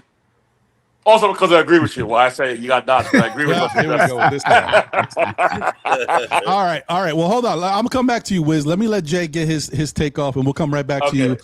And then I got my guy backstage, but I got to figure this whole thing out. I got to get my. Actually, that might be it. I'll go with 7. Hold on. But That's Wiz it. says That's that it. he only had 2 minutes to First of talk all, about. So, but Yeah. I appreciate him coming for our American sports. It was called football because it's played on foot. yeah, exactly. Okay. Right. Yeah. All right, Jay. What's your thoughts on the Exactly. LeBron thing, brother? How you feel about it? Look, if you have a talent-like person, not named LeBron, that brings that to the team, I'm all for it. Because that would be, it's kind of like, I always say 2 things could be right at the same time. Mm-hmm. The fact that he would come in here, be a backup point guard, be a backup 2, be a backup 3, be a backup 4, could probably sometimes play a 5. We could, like, all these things. Versatility is incredible. Incredible. The secondary fact, the opposite is worse than that, in my opinion, because we built a cohesive, gentleman-like, you know what I mean? Like, and I'm not saying like LeBron at 41 will be that way, but it's too late. So, like, you know, my father once told me, look, you're going to do 10 great things, but if you do one horrendous thing, they're going to remember you for that. I promise you. And the 10 great things might fly out the door. They might remember that, but people are zoned in on the horrible. And it's unfortunate, but he has did a lot of, I could just really quick, came to New York to announce that he was going to Miami. Number 1, you already crapped all over us right there. Number 2, all the antics on the court, the whole thing. Then I'm going to put it out there. I don't want the what you said, the circus and skipping over each one of our guys who are champions on their own without him. And he's attached to one of the nastiest situations and men in the world right now. You Google his name, which I did a moment ago, and within the first 10, Google it, I got LeBron, Diddy, James and Diddy. And I don't want him bringing that baby oil into the locker room. Well, right? all right. Listen, you know what? I was wondering why you said that in the chat. I was like, why is he saying? Oh, I forgot about that. See, but Right. but also, if I forgot about that, that also kind of tells you that New York fans ain't going to care either. As long as he's winning, that's the one thing I will tell. You know how it is, Jay. That's the one thing. People don't care. You could be, you could be a murderer as long as nobody saw you do it and nobody really thinks you did it. You know how it is. This is crazy. Right, 100%. As soon as it's over, like we all know this. Something polarizing happens, and in 2 days, even in our own lives, like if it's a distant cousin or something like that, and they pass away, you're hurt for a moment, but life must go on and things must change, and it's life. All that's really, really, really true. But if you add it all together, I'm not saying this one thing. I'm adding everything. I'm adding the fact of the biggest news circuit in all of America, New York City. He can't bring us a championship we already brought. And yes, it's a shame because if he, I just, look, you want somebody like him on your team. You don't need that circus that follows him, though. But fair. do you want that on your team? Of course, that you would be ridiculous not to want somebody who could get 20. He get triple double at 40 years old. That would be ridiculous not to want that. But it's so it's like It's a catch-22. It's like it's all up in the air. I get it. It's No, I not get just about what I said. Believe me, it's No, about I know. There's more to it. I'm with you, bro. If you saw the start of the show, I put up the graphic. Yeah. There's been many times that LeBron has, played us for the fool, and we just keep coming back. It is definitely. I think it was you who said it, and I think other people have said it too. It is like, Corey said it today as well. It's like that old high school girl crush. You always wanted her, then you catch her when she's 30 or 40 or whatever. You don't look the same. You're not the girl that I could not live told without. you so. Yeah, I know. I get it. I just saw one the other day. Hey, you remember me? I'm like, no. When she told me her name, my brain exploded. She was so fine back then. Hey man, I could imagine, bro. I mean, I can only imagine. At 18, I'm talking about at 19, 20. Let's do this. Let me get to Nick Nation real quick. Just you can start off talking a little bit about LeBron and can transition into Andre Drummond, because I want to talk about the signing of Drummond.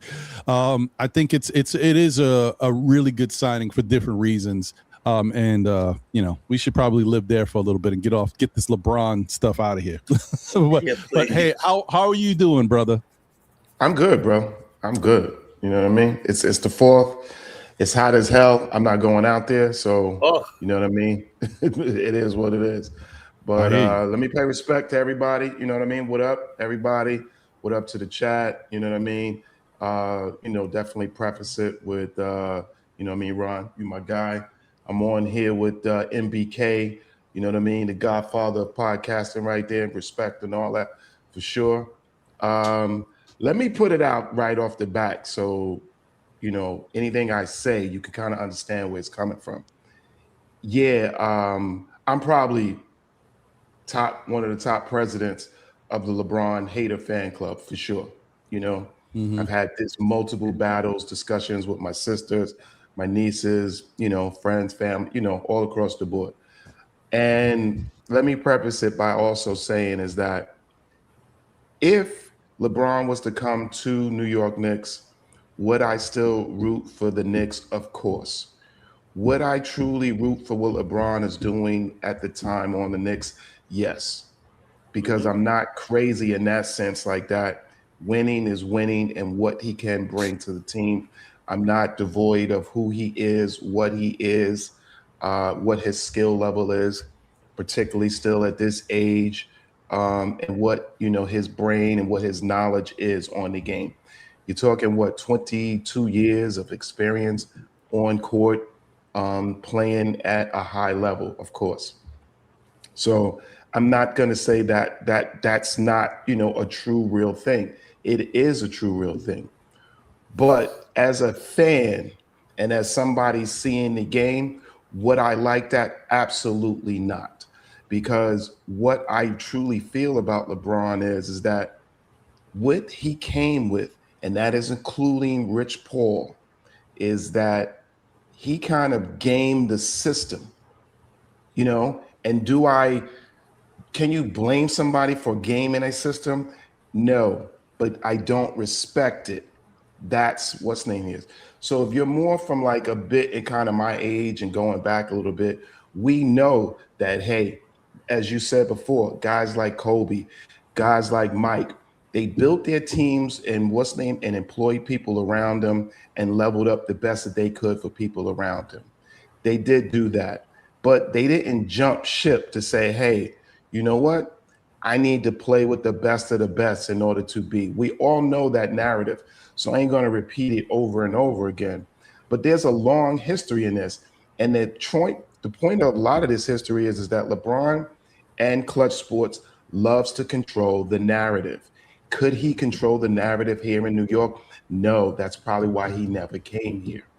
but he used us, as you say, consistently. Is always, throw the Knicks in there. Yeah, throw the Knicks in there. Why?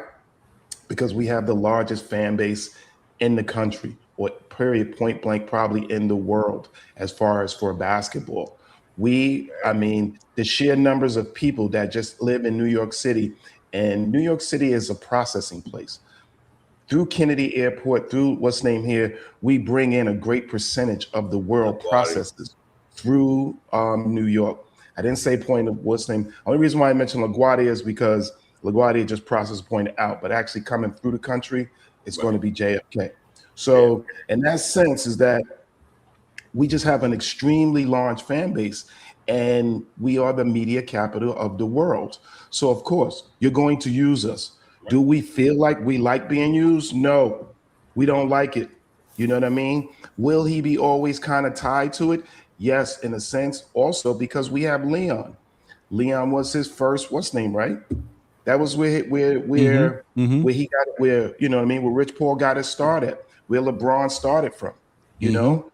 So we know these things, but do I, as my fanhood and as watching, no, I don't want it, because I don't want to be the fanhood or the team that controlled or that says, hey, we contributed to this LeBron controlling what the league, how things move in the league, because that's what he did. Make no mistake behind it. He controlled a lot of what would happen behind it. He doesn't need money. So people are talking about, as far as him taking it, wasn't, the guy's worth $2.5 billion. There's nobody close to LeBron as far as in earning, as far as still an active player.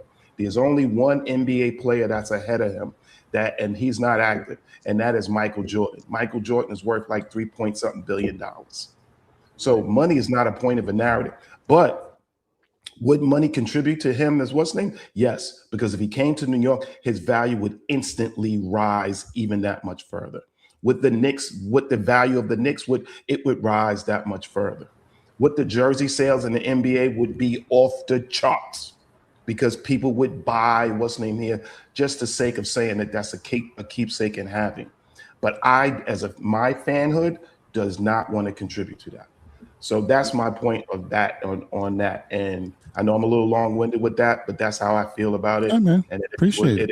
It is. But and as far as the Andre Drummond, you know, Ron, we spoke about that. You know what I mean? I like as far as who Drummond was.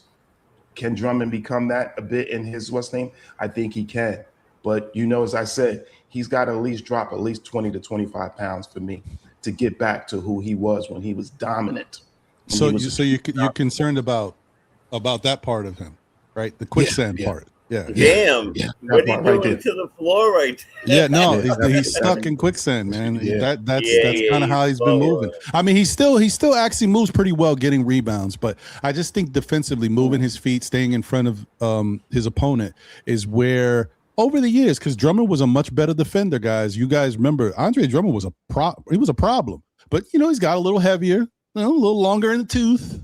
It happens. So hopefully he can come into camp in good shape and we can get the best of Drummond. Look, I think this is an opportunity that he hasn't really gotten too close to in a while. So he might want to try to give his all to see if he can get it done. This might be your ring chance right here. There's a chance. So aren't we known for having like the greatest medical staff and the greatest all this staff, and we put Mitch back together again, and we did all this and all that? I mean, I'm sure we could give this man. I remember when Amari was here that they did a show on Amari where the Knicks had given him a personal chef, and he was eating like beets and celery stew or something, and it was whatever, but it looked delicious because it came with steak. And so I'm sure they could do something for this man. I'm sure they can help him. He's got to want it though. You get later in age, you gotta want it. And to be a pro's pro, you know what I mean? To know that you're supposed to take your health point seriously, and that contributes to what you intake and you know what comes in and what goes out. So, you know, he's got to want that. Does he want that? You know, or is he consumed to think that he can live on a high hog? True, Yeah, and the other problem true. too with Stoudemire, we didn't have we could protect them from a lot of things, but we couldn't protect them From the fire service. from That fire extinguisher that jumped out and attacked him. That was the fire singer's fault. For real, man. I know it. That was the most brolic. That was the most brolic fire extinguisher I ever seen in my life. Ever. I don't know what it That's did. what you think that was what hurt Mitch's pinky? Who knows? Maybe Mitch punched the water cooler or something. Mitch's pinky. You're right. That's crazy, yo. It's the curse of the fire extinguisher. Oh man. Let me real quick just say I want to get to Juan because I know Juan had some thoughts about Drummond.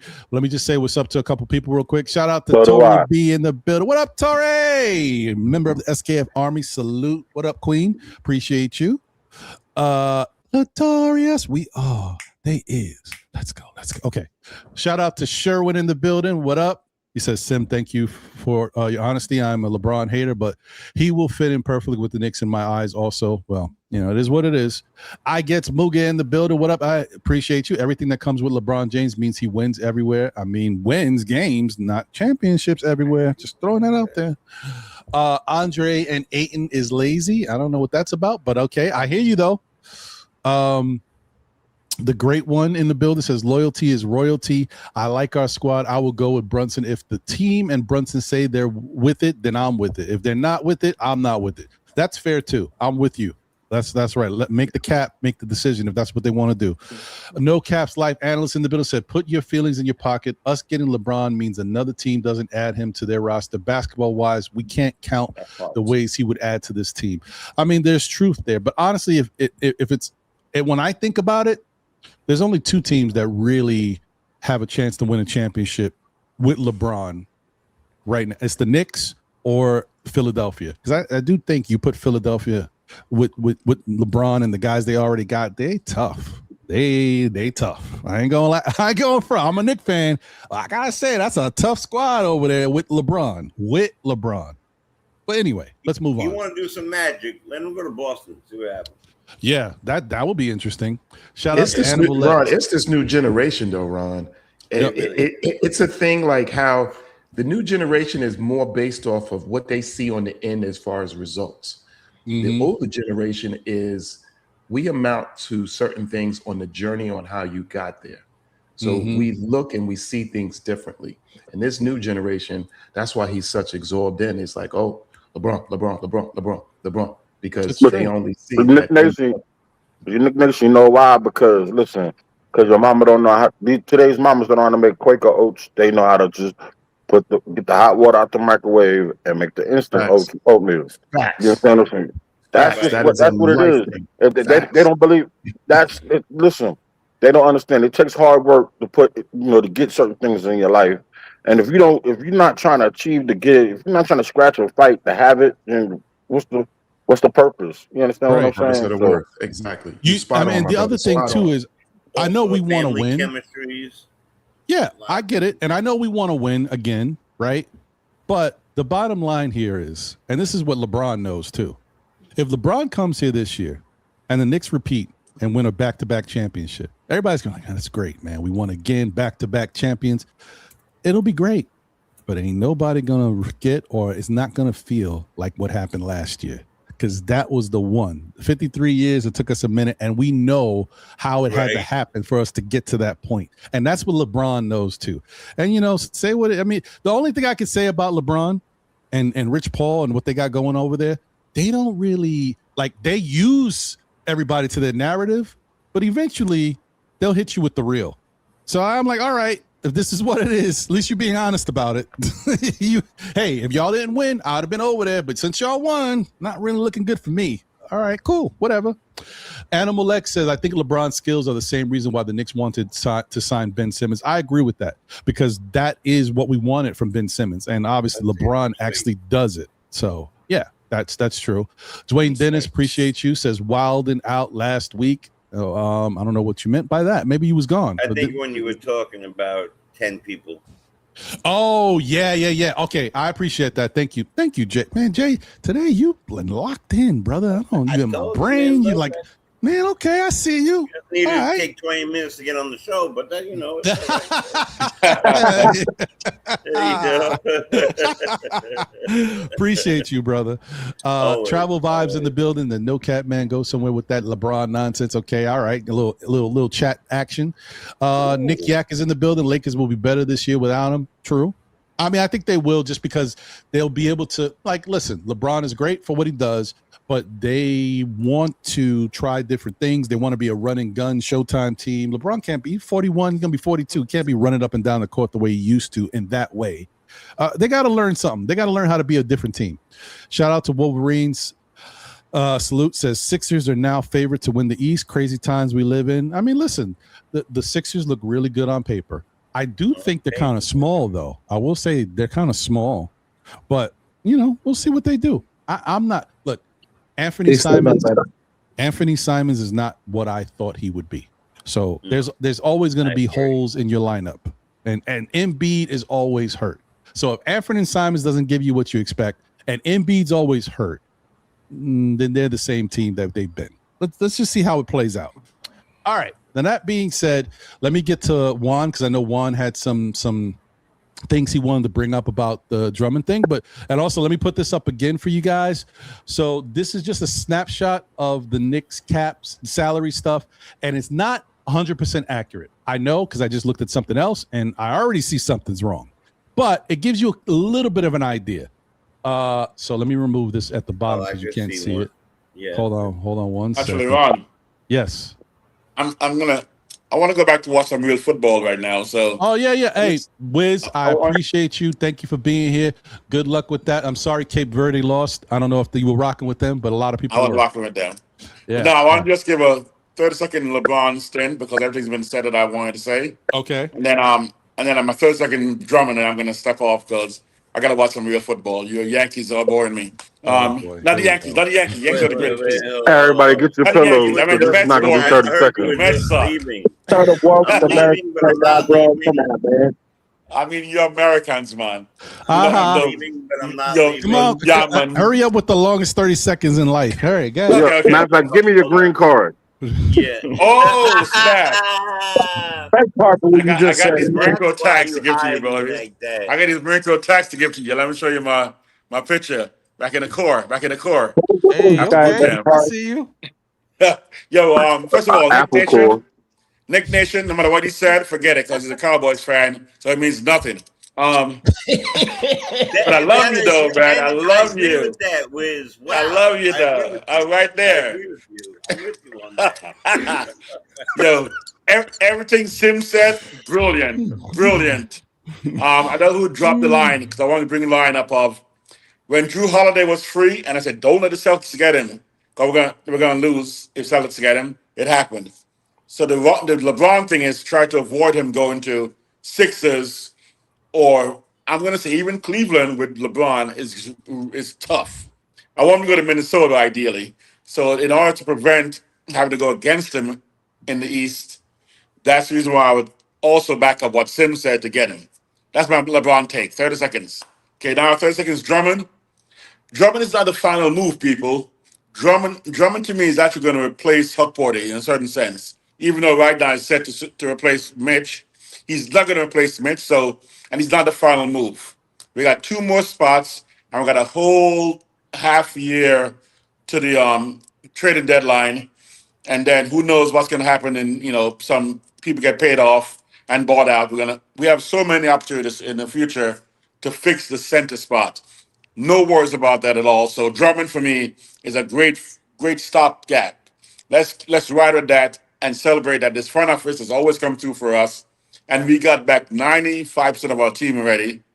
So we got the team with improved players, and I meant improved meaning that playing together another year, playing together with the coach another year in the system, having Diawara and Kolek and even Deuce and them have another year under their belt to step up and get them better. So they've improved.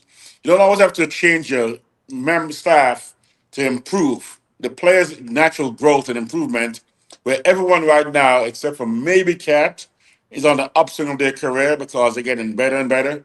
I agree, even Cat's getting better because his defense last year was off the chart. So my take is repeat, no matter what happens, with or without LeBron. I'd rather not get LeBron for his sake and ours. I think he's a ring chaser. I think he went to Miami because Cleveland wasn't putting guys around him. That's Michael true. and Michael and Kobe had LA and Chicago, where people want to go there. No one's going to Cleveland. I had this fine girl in Cleveland once, and she was saying, "You come here, I'll buy everything for you." I said, "I'm not going because you're in Cleveland." No, I didn't say that. I went, but just for one night. Anyway, that's my take. I'm going back to watch some real That's football. where you are now. Get out of here.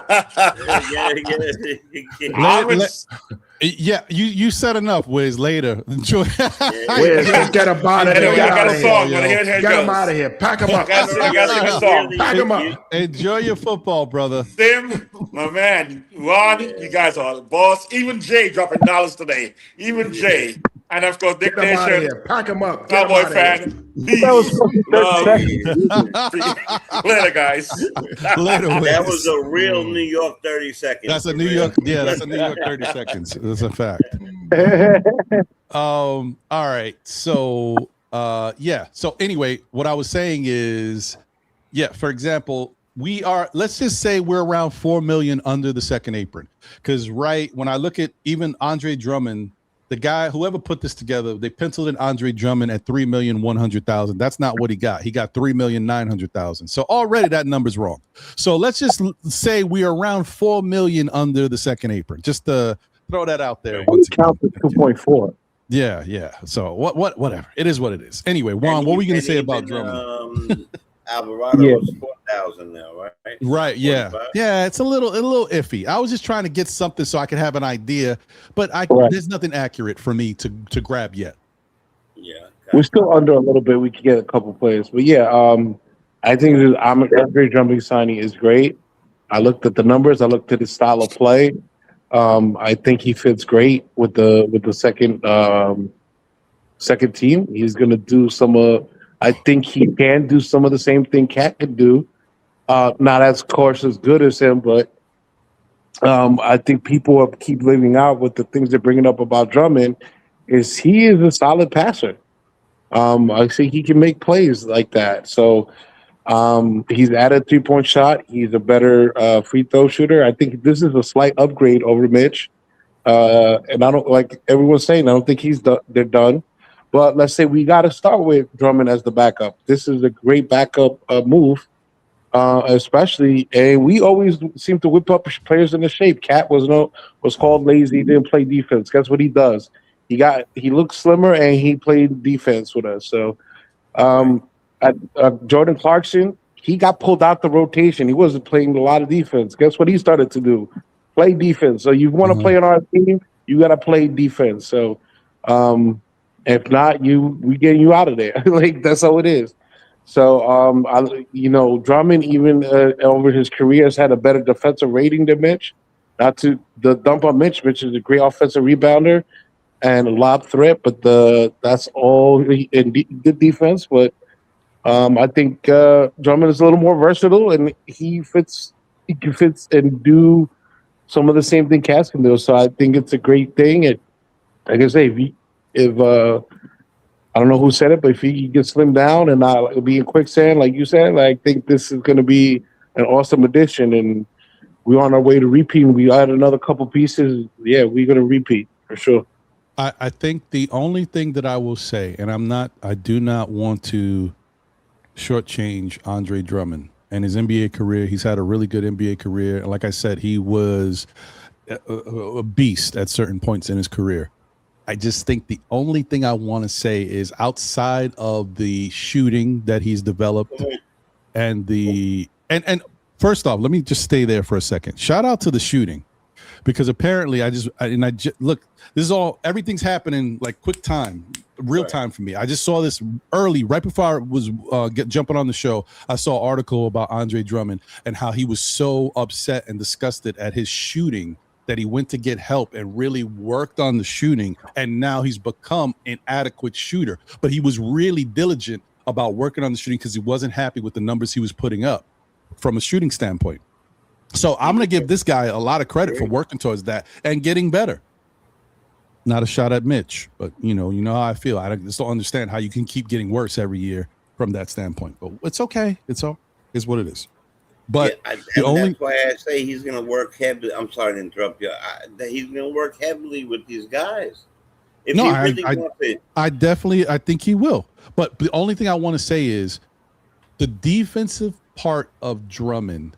It's not like he's not a willing defender. I just think that body-wise, his foot speed, his mechanics, his movement is just really taking a downturn. He just moves different.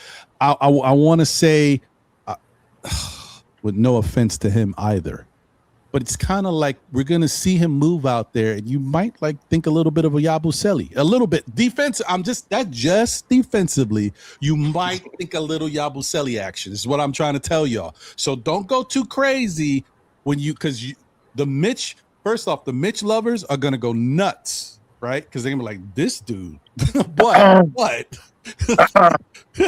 Just Yabusele 2.0. hold on, just relax. I'm just saying, Drummond can be a very serviceable player for the team, and in some cases he'll be an upgrade. The outside shooting, fine. The free throw shooting, fine. No more hacker Mitch. It'll be, and they can't hack a Drummond. It doesn't make any sense. And even the defensive rebounding, he's a better defensive rebounder than Mitch is. Mitch is just a better offensive rebounder. And together they kind of equal out. Yeah, no, I mean, that's what I'm saying. Right. That's all. I just want to put that out there, guys, because the last thing I want us to do, this is the problem that we have in New York. Our expectations get a little too crazy. First off, we start with, I can't believe the Knicks did this. How are they going to let this guy go? This is a slap in the face to everything he's done here. Then we got to replace him. Oh, we got somebody. You know what? It's okay. This guy's going to give us what Mitch couldn't, and then this. We do too much of that. We did this with Jalen Brunson. When Jalen Brunson came here, people were like, he's not going to be this. He's not going to be that. Then he started doing stuff. And then I forgot his name. There was one guy who was on the show all the time, and now I forgot his name. He was like, nah, I mean, I ain't going front. I mean, I thought Jalen Brunson was going to be a double-double dude, give us 10, 11 assists and give us 25 points. I was like, what? When did you see him do this? Where? I'm like, what? What?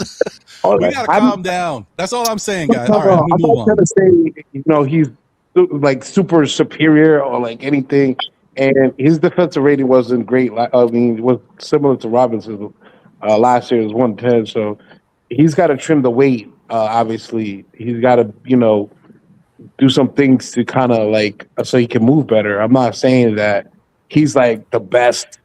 Like he's 10 times better than I just think it's just a slight upgrade, and we didn't do bad by getting Drummond, and we can replace with one player with a couple players. That's all I'm saying. Yeah, I agree with you on that. Look, the one thing I didn't mean to cut you off. Hold on 1 second, because I'm gonna forget. My memory is starting to be trash again. I don't know if I got to get my ginkgo biloba in, but you're 50 now. You're 50 years old now, so it's happening, brother. Every day, man. I'm like, yeah, what's happening? The one thing I will say is that the New York Knicks coaching staff, Mike Brown and the team, will find the best way to get the most out of Drummond, because they do a great job of not only getting good stuff out of the players, but also disguising the weaknesses. We've seen that this year. They learned a way to do it. They'll disguise Drummond a little bit, make it more team defense oriented. Don't leave him out there on an island by himself against a young athletic big who can take him to school. Like, don't not maybe I don't know, like a Mobley or somebody who can cook him. They'll try their best ways to not leave him isolated. So, but anyway, my fault, Juan. No, I'm just saying. And don't get me wrong, I'm not going to dismiss what Robinson did. Like, he was great for us. I'm glad he got us a chip, and I thank him for everything he did. But now he's with the ops. So it's true. It's true. Listen, like I said this the other day. I've seen worse, guys. I've seen worse. So as fans, I know we don't love it, but this ain't nothing, man. It's one thing for Mitchell Robinson to go to Boston. It's another thing for Jalen Brunson to go to Boston. Right. Hey, Ron. Yeah. Ron. Yeah. This brings me back to bad memories of watching Shaq in the Celtics jersey, number 36. I'm not feeling it. I mean, I could just see, I could see it now. Him running down the court, and then boom, he blow out a toe, and he's done. You know, listen. I'm not mad at Mitch at all for Oh, going to get and his paper. Corey, before you continue, let me just say this because I forgot about this, Corey. I forgot. Guys, if y'all don't know out there, if y'all been watching my show or watching any of the shows, whatever, Corey, and I didn't even think about this. My bad, Corey. Corey is a huge Mitchell Robinson fan. So I didn't really think about how you feel about this, Corey. No, Continue, bro. He tried to talk me into a lot of uh, things about Mitch. Yes, this is true. bro. Listen. I'm not even gonna. second apron, that's for sure. Listen. It's a unfortunate set of events that the young man is not here, and I'm not mad at him. I'm not mad at nobody. I'm not mad at the organization, nor am I mad at him. He did what he had to do. I'm happy. I'm grateful, and I said I move forward. I'm indifferent on my opinion about this, about him moving on. Mitch is gone. You know what I'm saying? I just, he moved out. He's not here no more. But I'm talking about what moved in. I'm not feeling what moved in. And I'm thinking this is like a knee jerk reaction. Mm-hmm. You know what I'm saying? Like we gotta fill a hole with a slot. So yeah, so we just got this homeless man up off the street to come in, and move into the house, and maybe he'll help pay rent. Maybe he'll help pay the rent. Right. You understand what I'm saying? Yeah, no, I hear you. Hold on a second.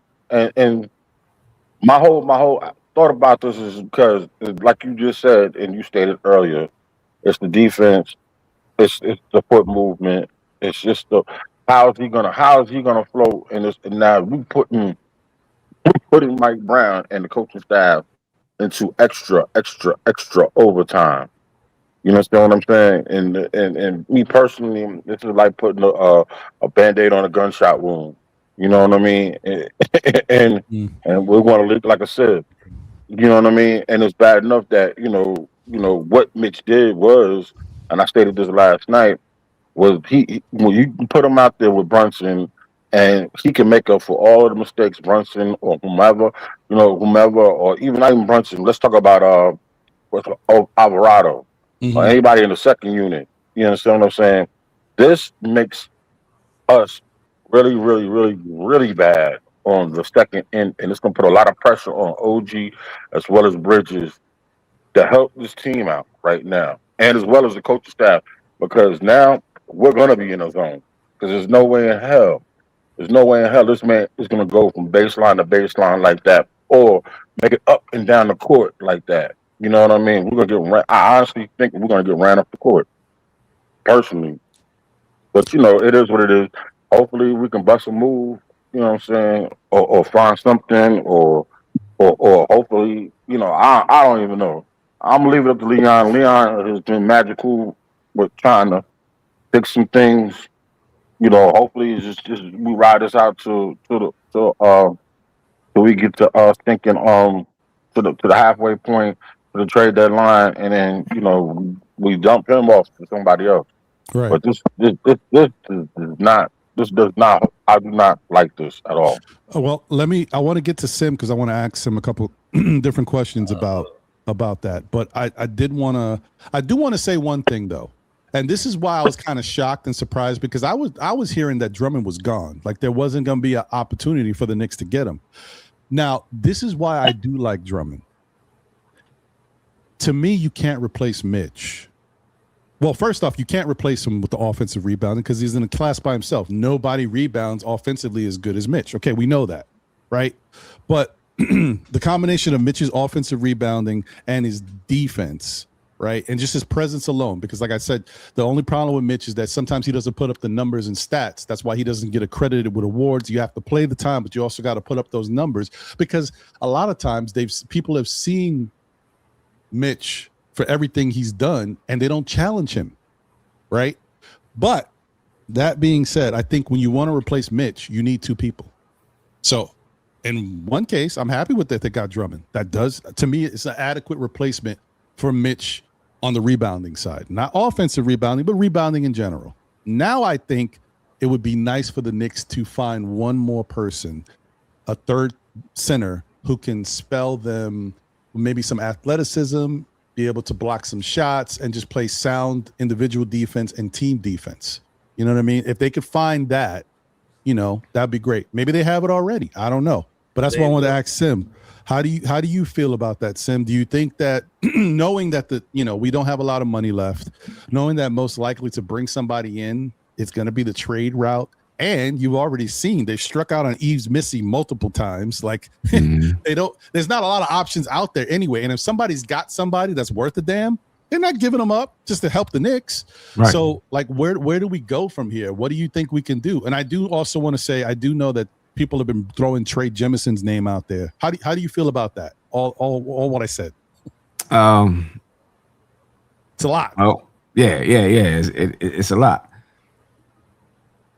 So so what was the first question? So the first question is, as far as us getting a third center that maybe addresses the defensive side of it, athletic side of it. How do you think that could work? Do you think we might be able to go out and get somebody by trade, or we have to figure out what we got currently, like with Jemison or something? Man, I mean, I actually don't mind Jemison. I thought when he played this year, I thought he performed well. He's a young guy. He's got a lot to learn, but I thought he performed well. He's not going to be an all-star or anything like that. I think he'll be a decent player, right? That can come in and, give you some rebounds, set some screens, play some defense, and then you get back to, whoever is the regular guy. So I'm not mad at Trey Jemison, to be honest with you, because I like his energy, his strength. I think he would do okay. So do we have to go out and get another guy? The problem with Trey Jemison and Andre Drummond too is we're used to having the length of Mitch, right? 7'7", These guys don't have the same kind of length, right? They don't have the same type of vertical spacing. If you talk, when you're talking about on the offensive side, and that's something that's been was a growing part of our offense. But on the defensive side, they don't have the same length. With Drummond, I'm concerned about him closing out on guards when it's necessary. I'm concerned about the off-ball rim protection. Can he rotate fast enough to protect the rim? Even if he's not blocking shots, but can he rotate fast enough to be there? I'm concerned about that with him. I don't know who you get that's going to be able to do the things that Mitch did as far as that's concerned, because a lot of it was just the natural length of Mitch, right? To be able to close out on shooters and three-point shooters and block a shot was part of it is because he was long. And he didn't have to go as far as some other players might have to go because of his length. So I don't know where you find that, in the league. I don't know if it's there. You know what I mean? So I think right now, if you bring in too many guys, now you got some decisions to make there. I think maybe we go with who we have, and then and see what it looks like, and then start to make, changes by the deadline, and things like that. Now, they're also talking about Jonas Valanciunas, so, he'd be another third string guy if he'd be a third center if they were to bring in Valanciunas, so then he still doesn't have it on the defensive side, right? So you still might be talking about another defensive center, and then where do all of these guys play? When do all of these guys play? So I don't know.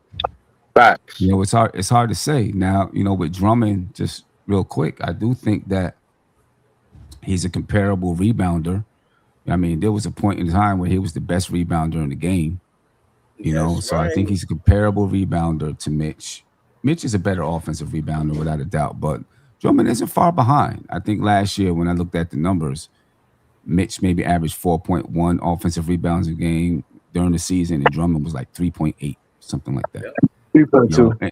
And they both roughly played 20 minutes a game. So he's definitely a comparable offensive rebounder. I think he brings a little bit more of the bruising aspect to the game that might be pretty good. He can throw his body around.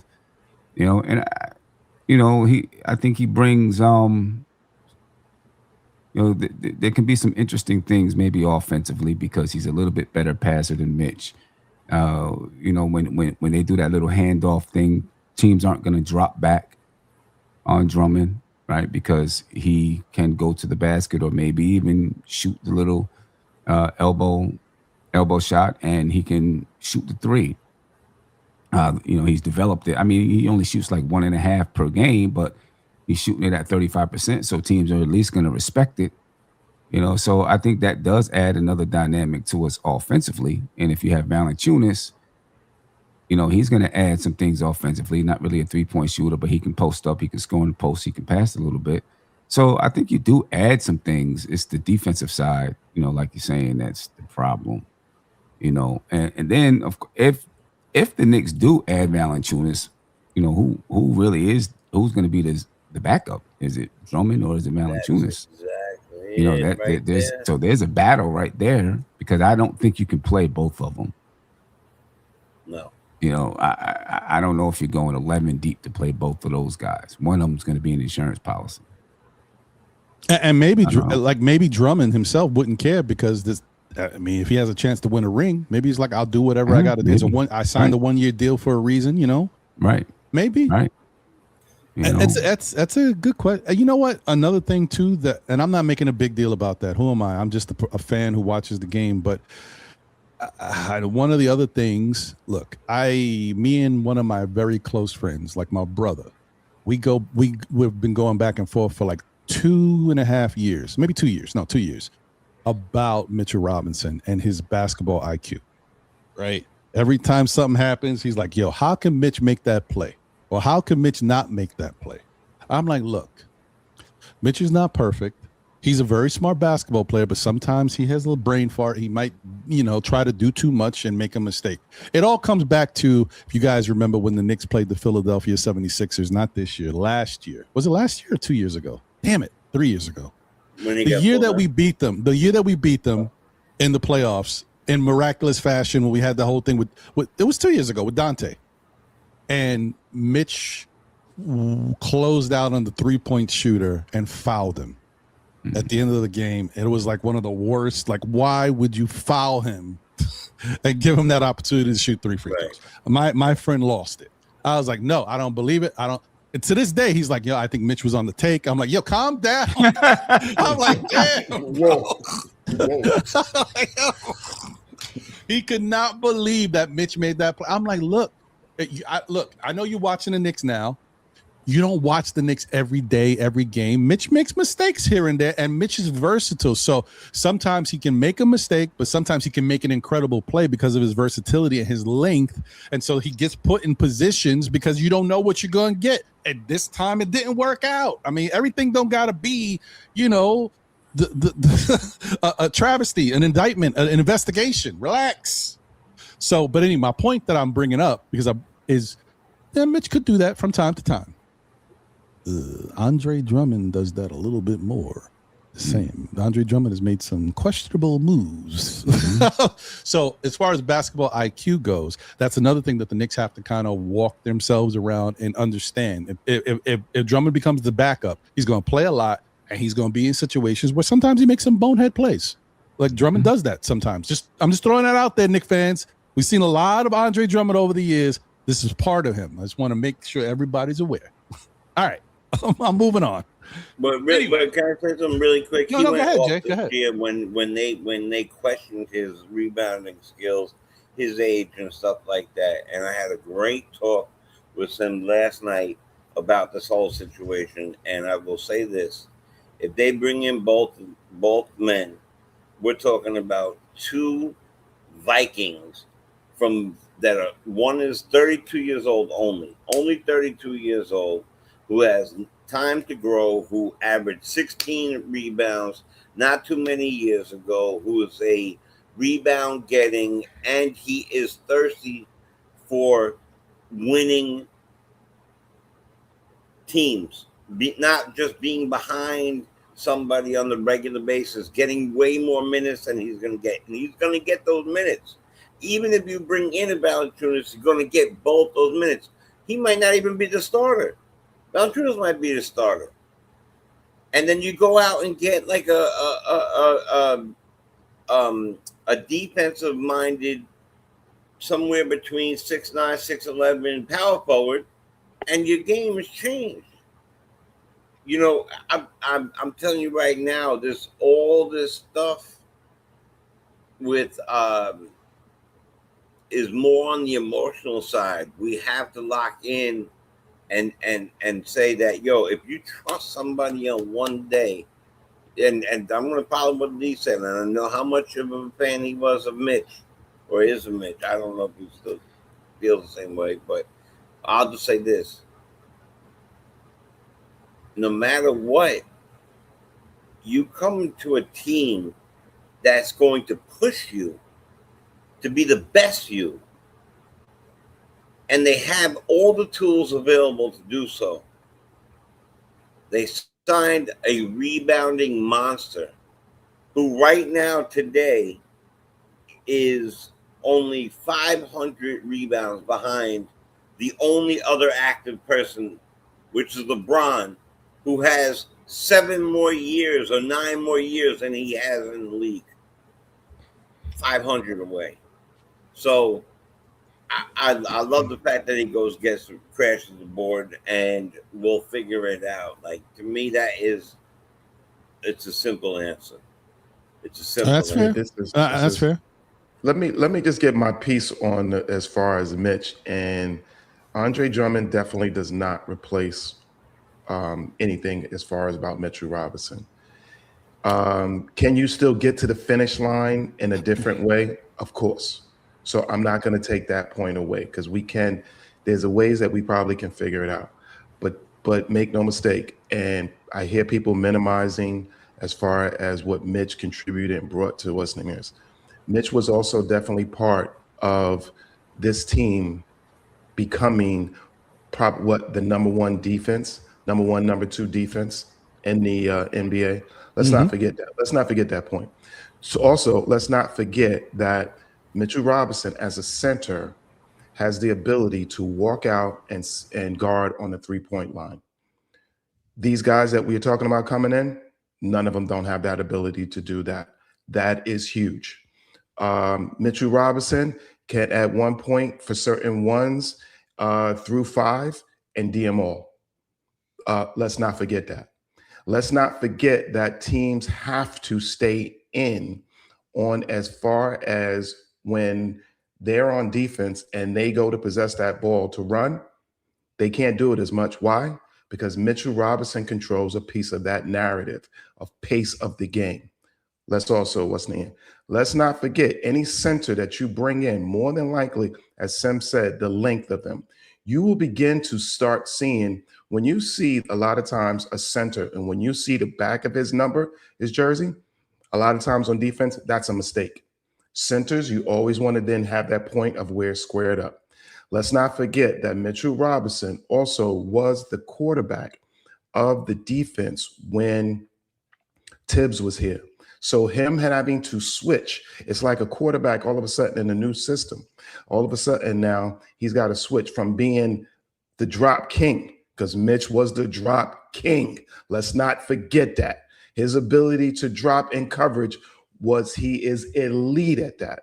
You're bringing in guys who are average at certain points, as opposed to somebody who was elite. So therefore, thinking that all of a sudden that is just an automatic because we can spill numbers about guys that it's the same. It is not the same. But that's what you're doing. You're spewing numbers about a guy who's no longer here, and he played 14 minutes. You haven't heard me mention any numbers. He gets back. He does this. He does that. He does all this great stuff. I have not spewed any numbers at all. He played 13 minutes a game and he didn't do back-to-back. Sorry, you're right. You didn't. You're right. I should have said that. You didn't say any numbers. Zero numbers. What I said is when he presses upon the point of the game. He's not here, so you cannot take that point away from him, and you cannot minimize what Mitch brought to this team. Okay, Period. we're not Point. minimizing, but he's no longer here, so we have to move forward. We got to move forward. We're not. Whatever he did. We're discussing a narrative, and we're not discussing about as far as anything else. We're discussing a narrative from what is coming in and what went out. And I'm mentioning the point of what went out. So that's where we're at with this, because it was a discussion on it. No, I don't disagree. You had your discussion on it, and you had your discussion on him, right? Pardon me. You know what? And he was still, and he wasn't here. here. He wasn't here, right? When you had just a moment ago your discussion. You're right, I'm discussing 100%. the same Sorry topic and the about same that. narrative of it. So Go ahead. My bad. So what You're all right. I'm saying is that for us to expect that anybody as far as coming in will be as far as a replacement of Mitch, that's not happening. There is a reason why there is such a high demand and points of restraints on centers through the league. Why? Because they're not out there. They're just not out there like that. The argument can be said that I can replace a Shamet, I can replace a Deuce, I can replace an Alvarado. How fast can you replace a Mitch? That's my point of all of this, is that there is points of a difference in this. And that is the point of a difference. That's why I don't mention the point of numbers, because what my eye can see and what those things are two different things. And I know when a great center is playing the point of defense, how he moves, how his shoulders are still squared up to you and things like that, what the position of his feet are, where he is inside that paint, inside that line, inside those numbers. There is a huge difference. And now for anybody to come in and then be able to adapt to what we're doing, that's what we're hoping for. I'm not going to say that Drummond can't do it, but what I'm saying is that if he needs to do it, he's got to be in a better shape of his life and better than what he has done in his past 2 to 3 years. I think that's a fair point, Nick Nation. I got 2 super chats I want to read real quick, but I do also want to say this points back to what I said before. The whole thing about Mitch's importance, Mitch's importance has changed. Well, no, it just doesn't look the same, right? Because under Tibbs and before we really locked into a new style of play and had Cat, if Mitch wasn't out there, a lot of times we would lose basketball games unless when OG was here, like he made up for that with his defense and the winning that he brought with it. But without Mitch, we had problems on defense. We could not stop anybody really. So Mitch was a difference maker by himself.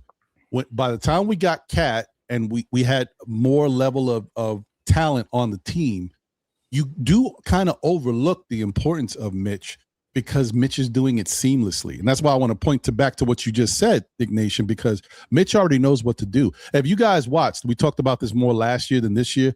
Mitch was super vocal. Like you watch him on the court, he's talking to everybody, do this. And I personally was the first time I paid attention to it because I didn't really see that from anybody on the defensive end for the Knicks ever since we had Reggie Bullock. Reggie Bullock was the first guy I was like, oh, he's talking to everybody. He's moving people.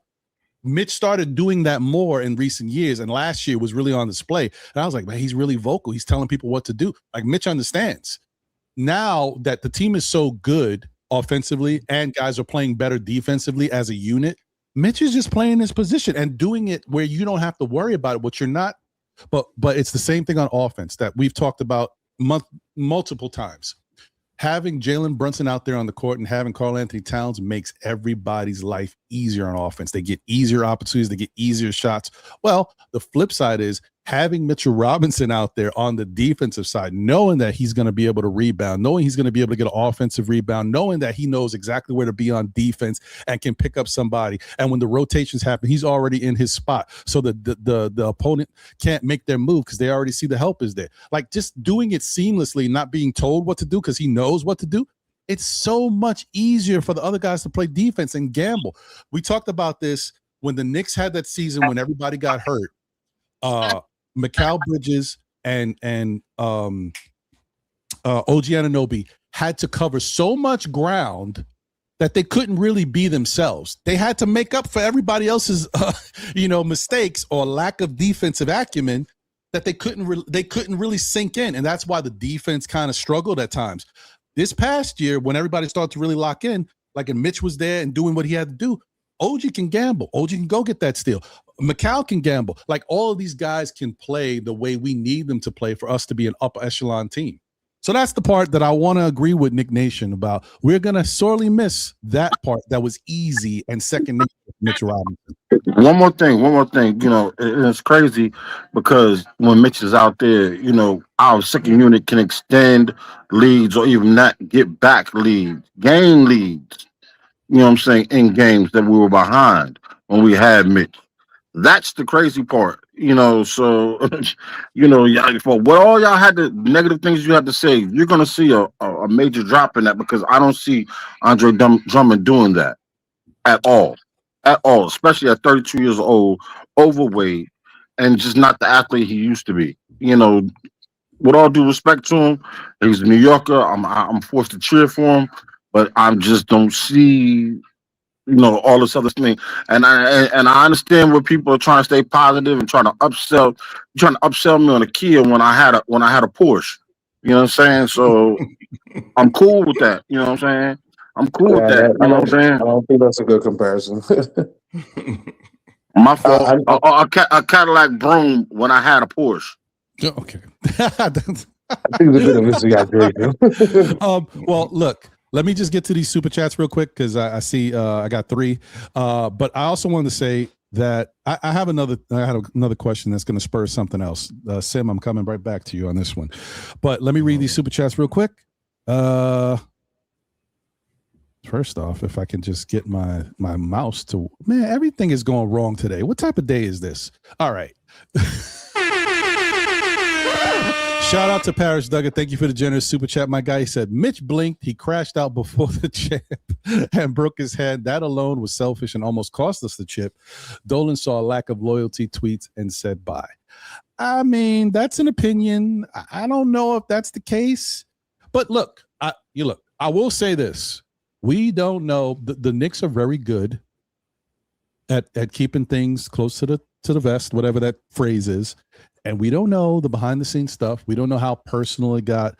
And the fact that Mitch said, you know, the truth will come out even. Why do we have to be cryptic and do all that? Why can't it just be, listen, I love New York. I love all my time here. We won a championship together. I wish you guys nothing but the best. I did what I had to do for my family, but I'll always be a Knick at heart. That's it. Peace out. You know, why gotta be the truth will come out? Come on, man. Is that a big man thing? Is that a Porzingis Mitch thing? Like all the bigs got to say that? Like, jeez.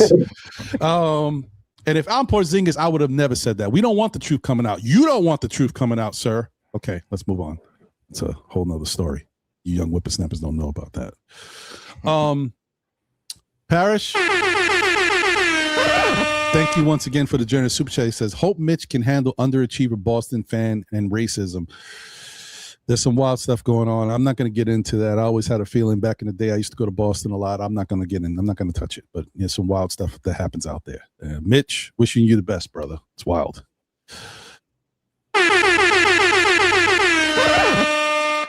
Shout out to Tori B in the building. Thank you for the generous super chat. She says, Mitch averaged 19.6 minutes a game, not 14, and the team elected not to play him back-to-back games. He's gone, but let's not minimize his impact and what we actually lost. Excuse me.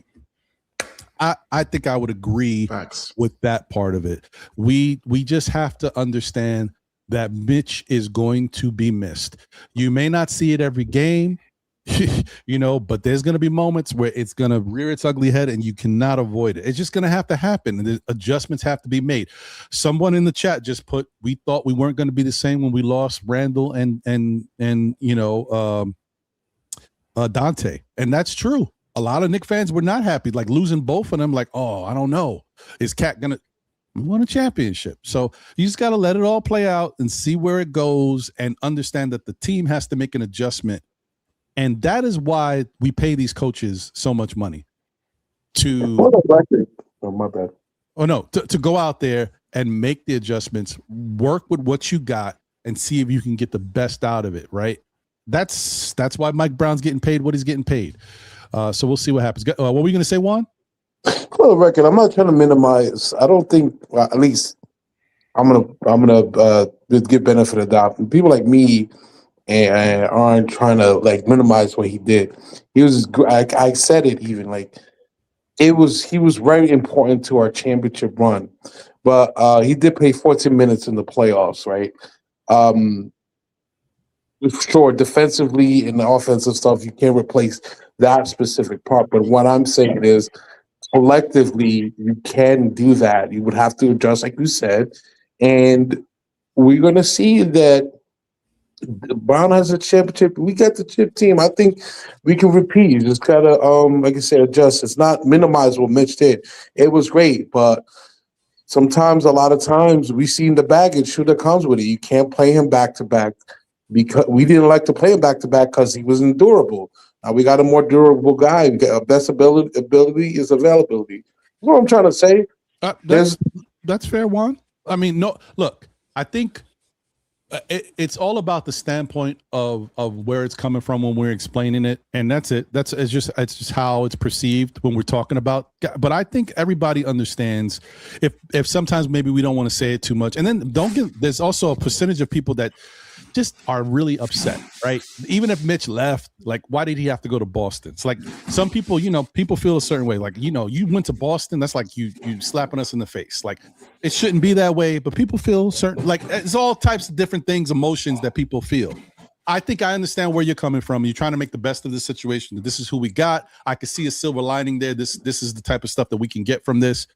But I think the other thing is, yeah, I agree. But I also think that we as fans, because that's one thing that I will say happens all the time. As fans, we do forget yesteryear, right? They talk about Jordan like he's an afterthought. Jordan was one of the best ever. But a lot of these young kids they didn't see him play when we saw him play. They don't even appreciate him the way we do. So that's what happens. And it just happens on a quicker scale. Our attention span is 8 seconds these days. So it's happening like that with everything. But I'm just going to say, once again, we're going to miss Mitch. Hopefully we can replace him in the best way possible and make the adjustments to for the team to win on a high level and get back to where we were before. Paris Duggar, he said, and thank you for the generous super chat. He said, there's 100 young Mitch types who need discovering. I can agree that there's guys out there that can, have similar body types and might have the same type of, style of play that Mitch has brought to us. But we worked with Mitch. Mitch was here 7 years or whatever it was. Like, it took time for Mitch to get to where he was. He had that natural ability out the gate. First year, second year Mitch, I don't know which one was more demonized. Like, not like he was like a demon. Was it the first year Mitch or second year Mitch? But one of those Mitches was third year Mitch. Third year. Okay. Third year Mitch was linky. He was quick. He was athletic. He was blocking threes. He was all over the place. That stuff, it can't be overlooked. All right. That stuff that it was innate. He was with it. So we can hope to find those type of players out there, but right now we don't have it. We don't have a guy like that here. There's a lot of guys, the Khalil Wares in Milwaukee, great, but all those dudes play for other teams. We don't have one of those dudes here. It would be great if we could have one, but we don't have it right now. So it is what it is. Shout out to David Smith. Thanks for the generous super chat. David said, Cat's a better defender than Mitch now. Cat played awesome defense on Wemby in finals while Wemby cooked Mitch. Mitch 36 in NBA finals and minutes reduced. Look, I will say this, minus 36 in the NBA. I will say this. Did Cat have better moments versus Wemby? Memorable moments in the finals? Yeah, probably. But do we forget that Mitch locked up Wemby in the NBA Cup? Do we forget that Mitch locked up Wemby in a Garden game? That, like, we just let's not be victims of the moment and forget certain things. It's the same thing like with Deuce. You guys know I love Deuce, but if Deuce has to go, he has to go. But it's not because he had a bad finals. It's just because he's a piece that we can see. We've got other people that may have eclipsed him in playing time and have really shown their worth to the team. And so if we can use him as a piece to move on to get something that can help the team, I'm okay with it. But it's not about Deuce not having a great NBA finals. Deuce was fantastic in other rounds of the playoffs. So Ron, why are you answering a guy who minimized anything that Brunson did and feels like Cat is everything? I can't with people like I this. I know, Nick Nation, but remember, the whole thing is we all have to have some level of understanding for those who don't. Okay? I'm not saying David doesn't have it, but I will say that we have to figure out ways to to not only get our points across, but also make it so that other people can learn from it, can respect it, and take something to add to their points when they make their points. We got to figure out a way to work together in this whole thing. Remember that? I know, but he has his moments. David does come around. He was very happy with the play of Brunson, especially in Game 5 to win the 45 points. And the way he played, he knew in that game that nobody. When his boy knew that nobody had it in Game 5. He knew. He knew. So, all right. When his $60 million guy had 2 points, I know it's baby steps. We're getting there, brother. We're getting there. I'm not. That's all right. Sim. Yes, sir. Sheesh. Yes, sir. So now this thing came out of nowhere. I don't know if this actually has teeth, how real it is, but it's coming up more and more. The DeMar DeRozan stuff. How do you feel about DeMar DeRozan, if that's a realistic possibility? Because remember, guys, whether or not I have the accurate amount of money that's left, we don't have a lot of money left. Okay, so if DeRozan's going to happen, it's got to happen soon because there ain't going to be no money for it to happen after this. So how do you feel about DeRozan? You think that could be a good fit for the team? Maybe, and I don't know, was he coming off the bench with Sacramento? No, I think he was a starter. I think he was a starter with Sacramento. So would he come off the bench with the Knicks, or would we have to put him over Josh Hart? I think DeMar DeRozan would be okay with coming off the bench. And I would, if it was DeMar DeRozan versus Jordan Clarkson, I'm taking DeMar DeRozan. I'm with you. I'm taking DeMar as well. Yep. All day, every day. 1,000%. Yeah. I mean, he's a guy who's, his 3-point shot has started to improve a little bit over the years, but in the mid-range, he's a killer. His passing has improved. When he was in San Antonio, he really proved to the league that he can be a passer, right? His passing has improved. He's a versatile scorer, decent defender, a veteran. I'd love to have DeMar DeRozan coming off the bench. What is he? 6'6"? I think he's 6'6". 6'7". 6'6". Oh, he's 6'7"? 6'7". Okay. 6'7" he's listed as. Jordan Clarkson used to drive me crazy. I never knew what was going to happen when he had the ball in his hands. He was just all over the place. I felt, you know what I mean? He had this herky-jerky style. I felt like his teammates, especially because he was new, but wasn't exactly sure what he was going to do with the ball when he had it, right? Because of his herky-jerky style of play. I thought later, when he started to play again, he started to become a little more controlled. But DeMar DeRozan plays that way already. I think he would fit in perfect with this team. And, we were talking about we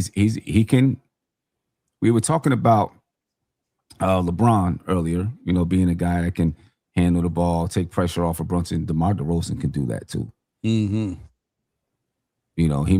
He doesn't have to start to do it, but he can take some pressure off of Brunson. He can be a scorer. I don't think you can lose if you're picking him up at a good price. I don't think you can lose by bringing in DeMar DeRozan. Yeah.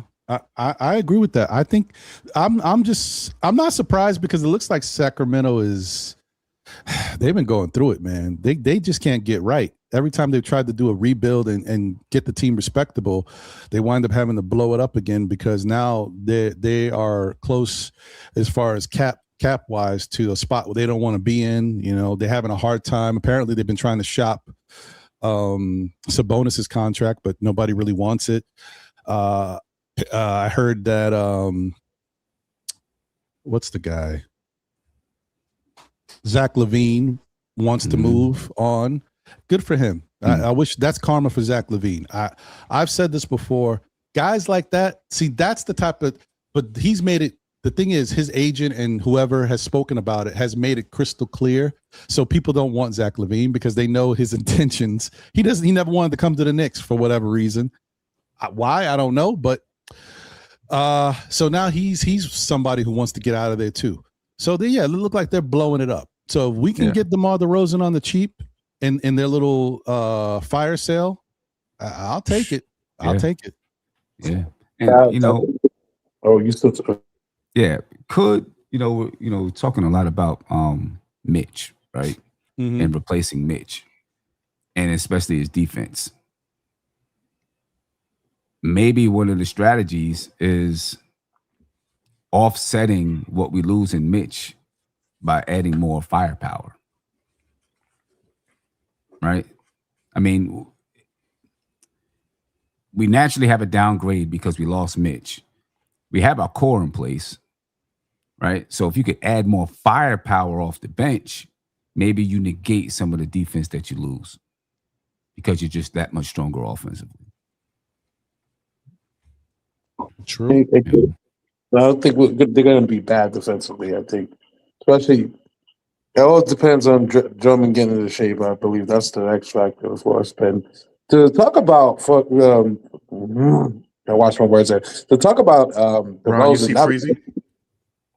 Freezy? Can you hear me? Yeah, go ahead, brother. Go ahead. Oh yeah, I got you. DeRozan would be great. He's linked to Mike Brown, of course. He could have coached from Sacramento. That'd be great to have him, man. I would love to see how that plays out. He's another guy that we could use because we get a consistent score. The problem with Clarkson and some of the bench, Deuce, I love Deuce, but inconsistency in scoring. Like with DeRozan, you don't have to, for the most part, correct me if I'm wrong, but he's almost like guaranteed 18 a game. So like, if you get that off the bench, that'd be huge. I think some of the problems we had from the bench, but in this finals was we couldn't get like consistent scoring. Yeah, I mean that'd be huge. I like the move if we get him.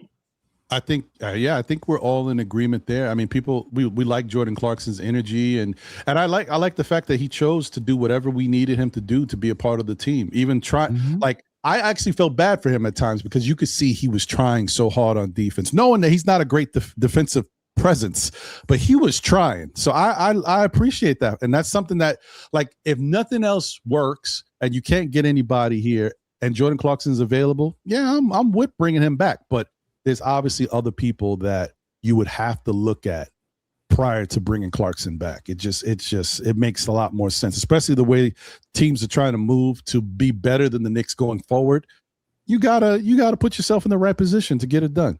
Let me bring my guys in here. Look at this. This, you talk about, man, this is podcast royalty in here. Look at this. Thanks. Jay Boogie's out there in them streets. Ooh-wee, Uncle Freezy. What's happening? Salute. What's good, man? Pleasure. Good to see you. Good to see you. Listen, we've been talking about all types of things and just really going in on what the Knicks have been doing. But what I really want to get to is how do you feel as far as the Knicks making moves right now? How do you feel about if this team is stacking up to be better than it was last year? What you think, Freezy? Hey, to be honest, I'm a little frustrated that these places are running out of champagne. How y'all expect me to be the champ? I can't celebrate all year as an reigning NBA champ and I don't have champagne.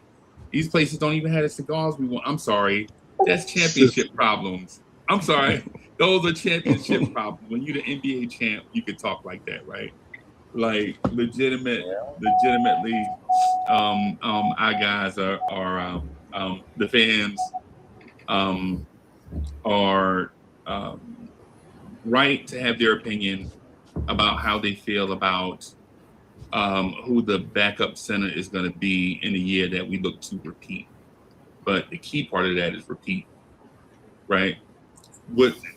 My thing is this: I trust Mike Brown so much to figure out schemes and strategies to overcome whatever it is that the Knicks face, that whoever the backup center is and whoever his backup is, I'll be fine with it because I've seen Mike Brown overcome obstacles throughout the year with personnel I don't want to say personnel shortages, but personnel challenges, right? Despite the personnel challenges and the scheme challenges and the strategies from other teams, Mike Brown has shown that he can use the guys that he has to overcome what that is and get it close. And then what the players have shown at the same time is if you keep these games close strategically, if you keep these games, say in the middle of the road or whatever it is, Jalen Brunson and others can figure out a way to win these games because they're a veteran group with chemistry that like playing together. So I feel everybody on the Mitch exit because I was a Mitch fan, right? I was a Mitch fan. He plays for the Celtics now, so I wish him nothing but the best, except for the nights that he played the Knicks.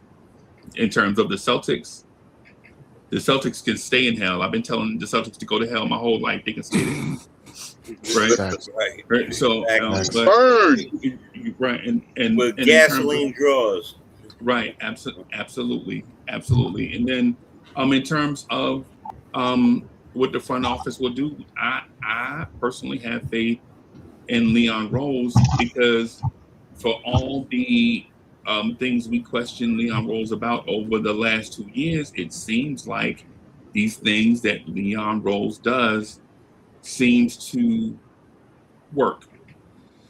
So I won't question him before he's finished, and I certainly won't question him after he's finished. But I do understand how basketball fans, which Knicks fans are, they're basketball fans, understand how basketball fans will see certain issues that may face their team and have questions about it. But I'm not gonna ring the alarm, so to speak. Thinking that the reigning NBA champs with the best front office in basketball, possibly the best coaching staff in basketball, and probably the best unit in basketball in terms of the Knicks. I say unit, I won't say the most talented, I'll say the best unit, can get things done. They have. And it is to a point now where we're the NBA champs and Uncle Freezy on a Saturday afternoon is frustrated about he can't find the champagne that he liked to continue celebrating as the NBA champ. Is that part. But salute to the panel, salute to all my friends on the panel, man. Salute to y'all, man. Appreciate y'all. Appreciate you, Freezy, as always, my brother. Jay Boogie out there in them sunny streets. What's going on, brother? Man, bless his life, health, happiness to everybody, not on just this Saturday, but a beautiful day of life, period. Salute to y'all champion kings and champion queens, man. I hope you're enjoying your championship summer. I hope you appreciating the journey that we've been through to get to this championship.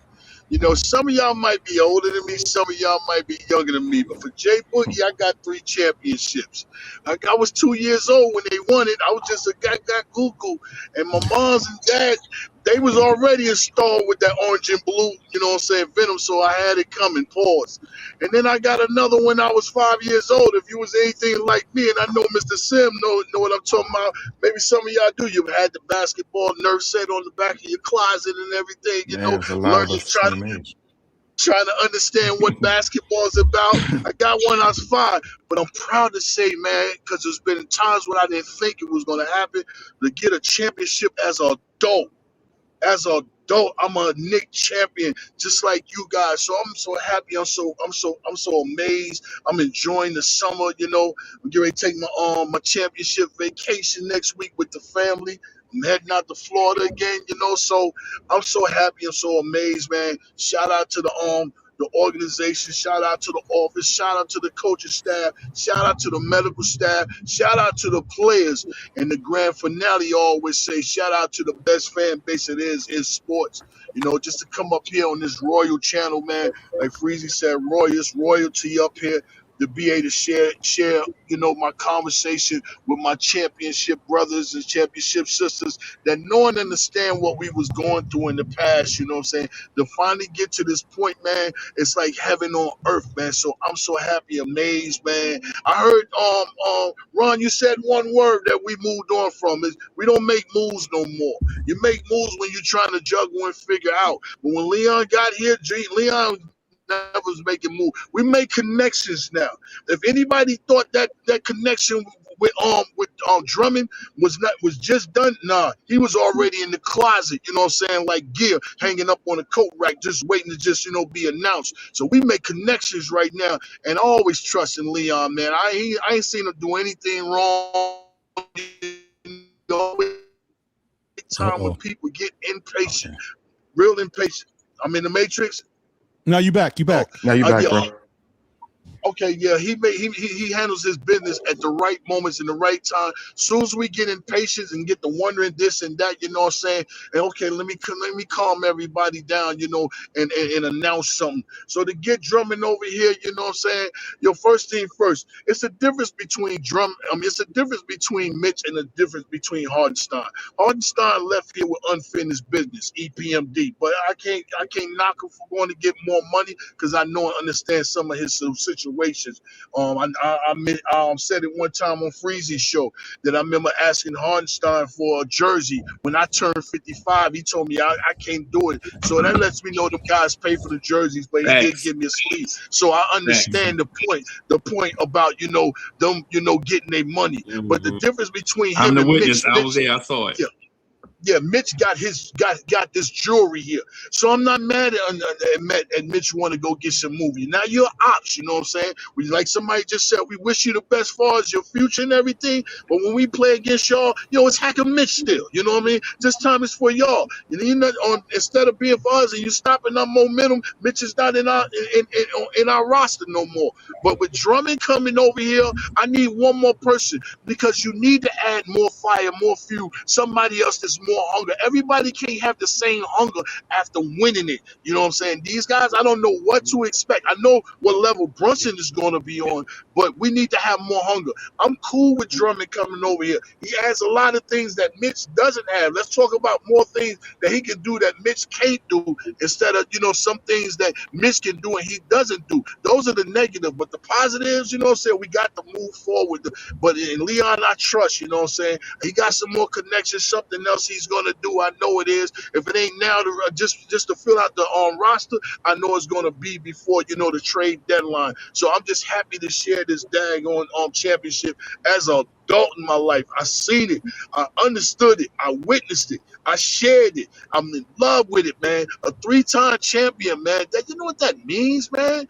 That's a beautiful feeling, man. And Ron know about it. I've been sick, man. I got sick in the city, man. I've been up under the weather. This is like my first time really talking on anything. I haven't been talking on no YouTube, no Twitter, no nothing. And I missed the opportunity because me and Banks had already talked about doing something. I was with Bank at the party and everything. And I missed out because I got sick in New York, man. But more importantly, I'm back healthy. My family is safe. And I'm back as a champion rocking with my favorite brothers right here, my favorite sisters. God bless everybody, man. Hope everybody, y'all know the lingo. Anybody going through anything, you don't pray that you go through it. We pray that you get through it. But just knowing 2026, when the season starts, they can't say we ain't won a championship in 53 years. We can tell them we ain't won a championship since last year because the double up is coming. Facts.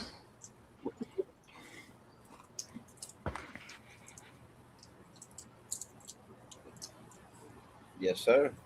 Is Ron frozen? I think Ron is frozen. No, he's just staring. He's frozen. He's frozen. He's thinking. I think he's thinking. Give him a second. He's in deep thought. He's definitely frozen. I bet you when he comes back, he's got a fire thought. He's going to put it out. It's going to be amazing. Watch. How you freeze on your own show? Yeah. No, because right now he's like, he's thinking about everything that Boogie just said was all positive. So he's reflecting. Hey, Jay Boogie, man, you talking about the hoops, the old hoops. I was using a box and a sock. I was taping it to my door, back door, a small box and a sock. Me and my brother was going one-on-one in the kitchen. Hey, even before I had the Nerf, I had the clothes hanger. There you go. How many 1968 babies on here? Hey. Hey. 1, 2, 3, right? Hey. 3 1968 brothers on here. Let's go. Hey, 1968. What's that like? I don't know what you're talking Ron, about. I was telling him that you was a deep thought. That you were just a deep thought. No, I'm cool on the 60s, Playboys. Okay. Anyway, I'm watch all sorry, my guys. stuff, but you got to be born sometime, man. You can't choose it, bro. You right. I apologize, guys. You guys know my internet is starting to act up, and I don't know. Maybe it's the heat. I don't know what's going on. So I'm gonna try to get through a couple more minutes of this because I do. We got a fantastic panel. I don't know if I sound okay. If y'all can hear me, all right. You're good, brother. All right. I see there's a super chat real quick, but let me do this. Let me bring my guy up real quick. Sharif, you there? Hey, man. Listen, hey, my brother from the Caribbean. I listen. I apologize, my brother. Look, I'm gonna let you come up and get your question off. I'm trying to stay away from having big panels too crazy anymore. But I want you to say your question so we can kind of answer it. And also, you can say what you want to say real quick before we move on, because everybody else up here, they solid, man. I could rock with these fellas any day, every day. So, but just what's on your mind, brother? That's what's up, bro. Thank you, brother. I love you all. I'm gonna enjoy every minute. We're gonna become obnoxious because we gotta enjoy ourselves, man. We gotta enjoy this champion every minute of it. But my question, because I asked Freezy yesterday, I want to know you guys' thought. I left the question in the chat, in the private chat. Okay. Keith Palick, third, 6'10", 220. Freezy gave his thoughts on the other two, Liam Roberts and Lance Ware. So we're stacked in the summer league at guys who can be two-way along with Nickel. I'm not afraid. Even if we don't get Valanciunas, I can see Drummond and Liam Robbins 7 foot 240 coming up. I'm good with that because, like we was discussing last night, the process and the strategy for the Knicks in rebounding has always been Steven Adams clear out for Westbrook. And we do the same thing with Josh Hart. Mm-hmm. So it's not like we're looking for Drummond or we're looking for Liam Robbins or Lance Ware to come up and average a whole bunch of rebounds. What we're asking to do is clear out for Josh Hart. So what I'm seeing here is Liam Robbins can come in and step in and do exactly what he wants, even a better three-throw shooter. What's your guys' thoughts on that? Okay. Listen, I thank you for the question. I'm gonna have some feedback on it now. I'm gonna drop you down because, like I said, I want to kind of get to other people. But I appreciate the question, Sharif. Thank you for rocking. And please, feel free to jump on the panel next week or whenever. I'm gonna get the phones up and running, hopefully within the next day or so that people can call in again. I apologize. I know it's been a little crazy. I ran into some issue with Zoom and we haven't rectified it, but I'm gonna fix it for y'all.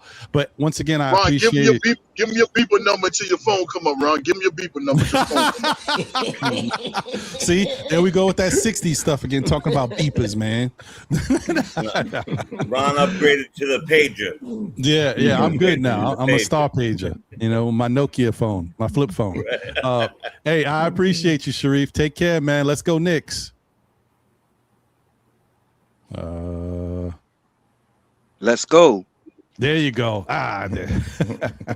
All right. So, let's see. So how do you guys? I'll be honest. Look. Y'all know Ron get busy.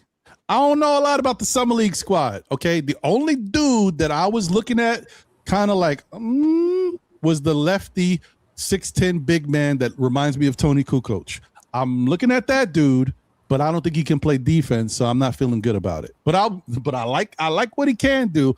But even watching his highlights, I'm looking at the dude dish all around the place. Then I'm looking at it, for the season, he's averaging 3 assists. I'm like, what? What is all this stuff I'm seeing for 3 assists a game? I I don't know. I was thinking it was gonna be a little bit more. He's Kukoc light, like super light, like I don't know. But let me see here with the question.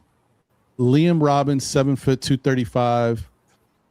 Lance 6'9", 235 in the summer league. I don't know. What do you guys know about these guys? Freezy, I know you be paying attention to some of this stuff. You know anything about these two gentlemen? Yeah, the 6'10" guy. Mm-hmm.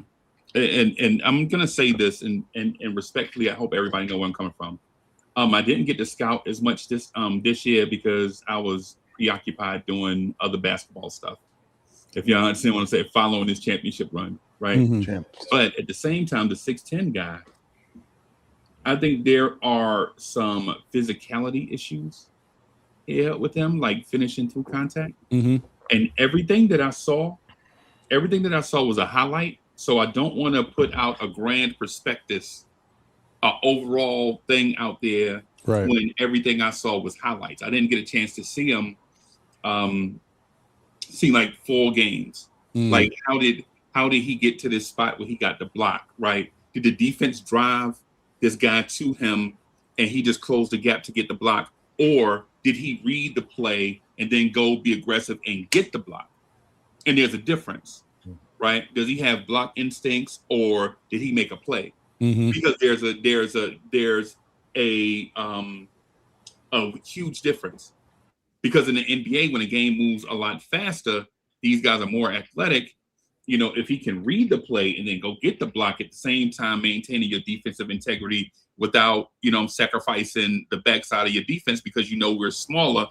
We usually we don't usually run two bigs together where you'll have an elite rim protector behind you, right? So when looking at him, I'm gonna say when the blocks were there, he took those, right? Physicality in traffic, like is he able to move around? I don't see it. I don't see that at all. I don't see him being dominant physically in the post. Now I'm saying I don't see it. I'm not saying that it's not there, right? Because it may be there. But can you move? Can you bump cutters? Can you box one side and rebound with the other side? Can you not give up your entire body to somebody boxing you out, right? When it comes time to screening, can you be physical in the screen? I didn't see all of that stuff. What I will say to the 6'10" guy is I think he's a solid college player. I don't know if the touch is there, and I don't know if the playmaking is there, right? Because when the playmaking stuff that I saw on tape on YouTube, it looks like it looks like a next level college play, but I think it'll be a basic NBA play if you understand what I'm saying. Gotcha. Like you catch it at the elbow and a guy is cutting from the wing, you just throw a bounce pass to a guy cutting off the wing who's unmolested and he dunked. You get the assist, and it makes you look like Magic Johnson, but actually, all you did was just bounce past the ball to a guy that was already cutting. I got you. So I mean, so with all of that, I'll say this, in terms of him, and the other guy, the 6'5" guy. I'm just gonna say I don't have enough intel to speak to them. But clearly, something is there. If Leon Rose, if you pique Leon Rose's attention, I'll just say something is there. Okay. All right. I appreciate that. I don't know if anybody else has seen or looked into these guys. I mean, you're welcome to speak up. I haven't done it. I guess that's my next thing to do in these next couple of days because I haven't really looked into them yet. I will though. My only perspective on them, Ron, is that they're young, they're rookies, and any point of coming into the NBA, one of the hardest positions, as we know, to come in is for a center to be able to pick up with that kind of, to adjust to the speed of the game, to adjust how the game is being called. So that's not anybody that I would be looking for to really put any kind of imprint on a seasoned veteran team that is looking to repeat. You know what I mean? It's good for the fans. It's good for moral, you know what I mean? And it's good for, us maybe moving forward in the future. But as currently as we stand, nah, I don't see it. But that's just me. Okay. I will say this. Is I don't know these guys so much. I follow college basketball really well, and I don't really know these guys so much. Right. But if and so saying that, and they got better scouts than me just following college basketball as much as I do, then I'm gonna trust Leon just like my brother Frieza said and others said. However, we were in the second round, and there were plenty of what they called "quote unquote" NBA ready centers. This last draft was chock filled with centers. We're talking about 7'3", 7'4", 7'2", 7'1", like big monsters, guys who were playing great or whatever. And San Antonio picked up one to back up, to get a backup center, and OKC picked up one to challenge him, whatever. For some reason, we didn't, and a handful of them fell into our laps in the second round. Right, this one, Sennick Jr. fell into our lap. He is a very athletic, incredible, great rebounder, rim protecting man. But they didn't go after him for one reason or another. Whether it's the fact that they didn't want to pay X amount of money to somebody, or they were stacking up on the second round chips, whatever, to use to trade or whatever. And like I was saying on Sim last night, now we got about 140 second rounders. You know, I hope that whatever they do, I believe we can't just say that. And I said this before, we can't just say we're going to believe in the process or believe in the front office, and then when a move is made, we just stop believing. I'm 100% with Frieza on this one. I believe that they know better than me, and whatever moves are going to be made, they're going to be advantageous to our team being better. Yep, I agree with that. I want to get back to Sim real quick because I know Sim's got to run, and then I'm going to get around to everybody anyway to do the final words because we're getting at that 3-hour point. And I just need to relax. It's hot, man. My AC ain't working the way it should be working. You know how it is. Whenever it's really super hot, that's when you want the AC to work, and that's when it's like, all right, yo, it's hot. You don't know it? I get it. Yep. I'm like, all right, bro. Yeah. But Sim, you there? He might have took a call. He said he had it. Okay, I'll come back. Anyway, the other thing I wanted to say, because you brought something up, and I'm just bringing it up because I'm seeing it and I'm watching it. Like, I don't do too much social media, but when I do, I'm just looking to see what people are saying about what's going on. And there's a nice little contingent of Knicks fans that are losing it over what the Knicks did in the draft still. Like watching, because the Summer League has started, watching what Cameron Carr did last night or whatever it was. Like, come on, y'all. If y'all know the Knicks were cash strapped, and y'all know there's no way they could take Cameron Carr if they wanted to even try to build out the rest of the roster and bring people back. It's one thing to try to see if you can put up enough money together to bring back Mitch. But then when you look at what they messed around with and what they've used, there's no way we was bringing back Mitch. Because I'm looking at what we're spending on Drummond and other. There's no way. Look at what Mitch got. You kidding me? So, but forget that. To bring back Shamet, to bring back Alvarado, to even sign we didn't have enough money then before we did the things in the draft. So we had to do that to at least to get to this point. Is Cameron Carr a casualty of that? Yeah, great. But I ask a lot of my fellow Knicks fans, what is the point of having a Cameron Carr if maybe Cameron Carr don't even get to play like that right now? We got good players on this team that are championship grade talent. We trying to run it back. Even if Cameron Carr came here, could he be a part of the team? Maybe. There's no guarantee that he'd even get the playing time to show himself this year. So then what's the point of leveraging whatever type of ability you have to add more money to your mix so you can re-sign the players that you know help get you to a championship and worrying about a young player, putting him on the team when this is a ready, built now, to win a championship team? one thing to get better. It's another thing to go backwards with the youth movement, and hopefully that person can develop so that we can have something going forward for years to come. We're not there. I think everybody's on the mindset we want to win again. So we're not too much about cultivating young players and having longevity over years. I think right now the Knicks have that window. The Knicks have some big contracts and money that is still going to be on the table in the next couple of years. They have some decisions to make. I think it's about winning now, not necessarily about bringing in some young rookie that could replace somebody and help us going forward. That's the way to go, but I don't think we're there yet. I think one more year, maybe the Knicks might start pivoting and thinking about that, depending on how this year shakes out. Anyway, I just wanted to say that because I keep seeing this and I'm like, people are losing their mind. Like, yo, you see Cameron Carr last night? You see what I'm like, what's wrong with y'all? Did we not just win a championship? Calm down. Right. Yo, we wilded. But I will say, I do want the Knicks to continue to get better, though. That's a whole nother story. Can we get better without having some of this young talent that's drafted out there? Yeah, there's still players that we can get to help the team. We just got to see how it plays out. All right, Latoria, you with us?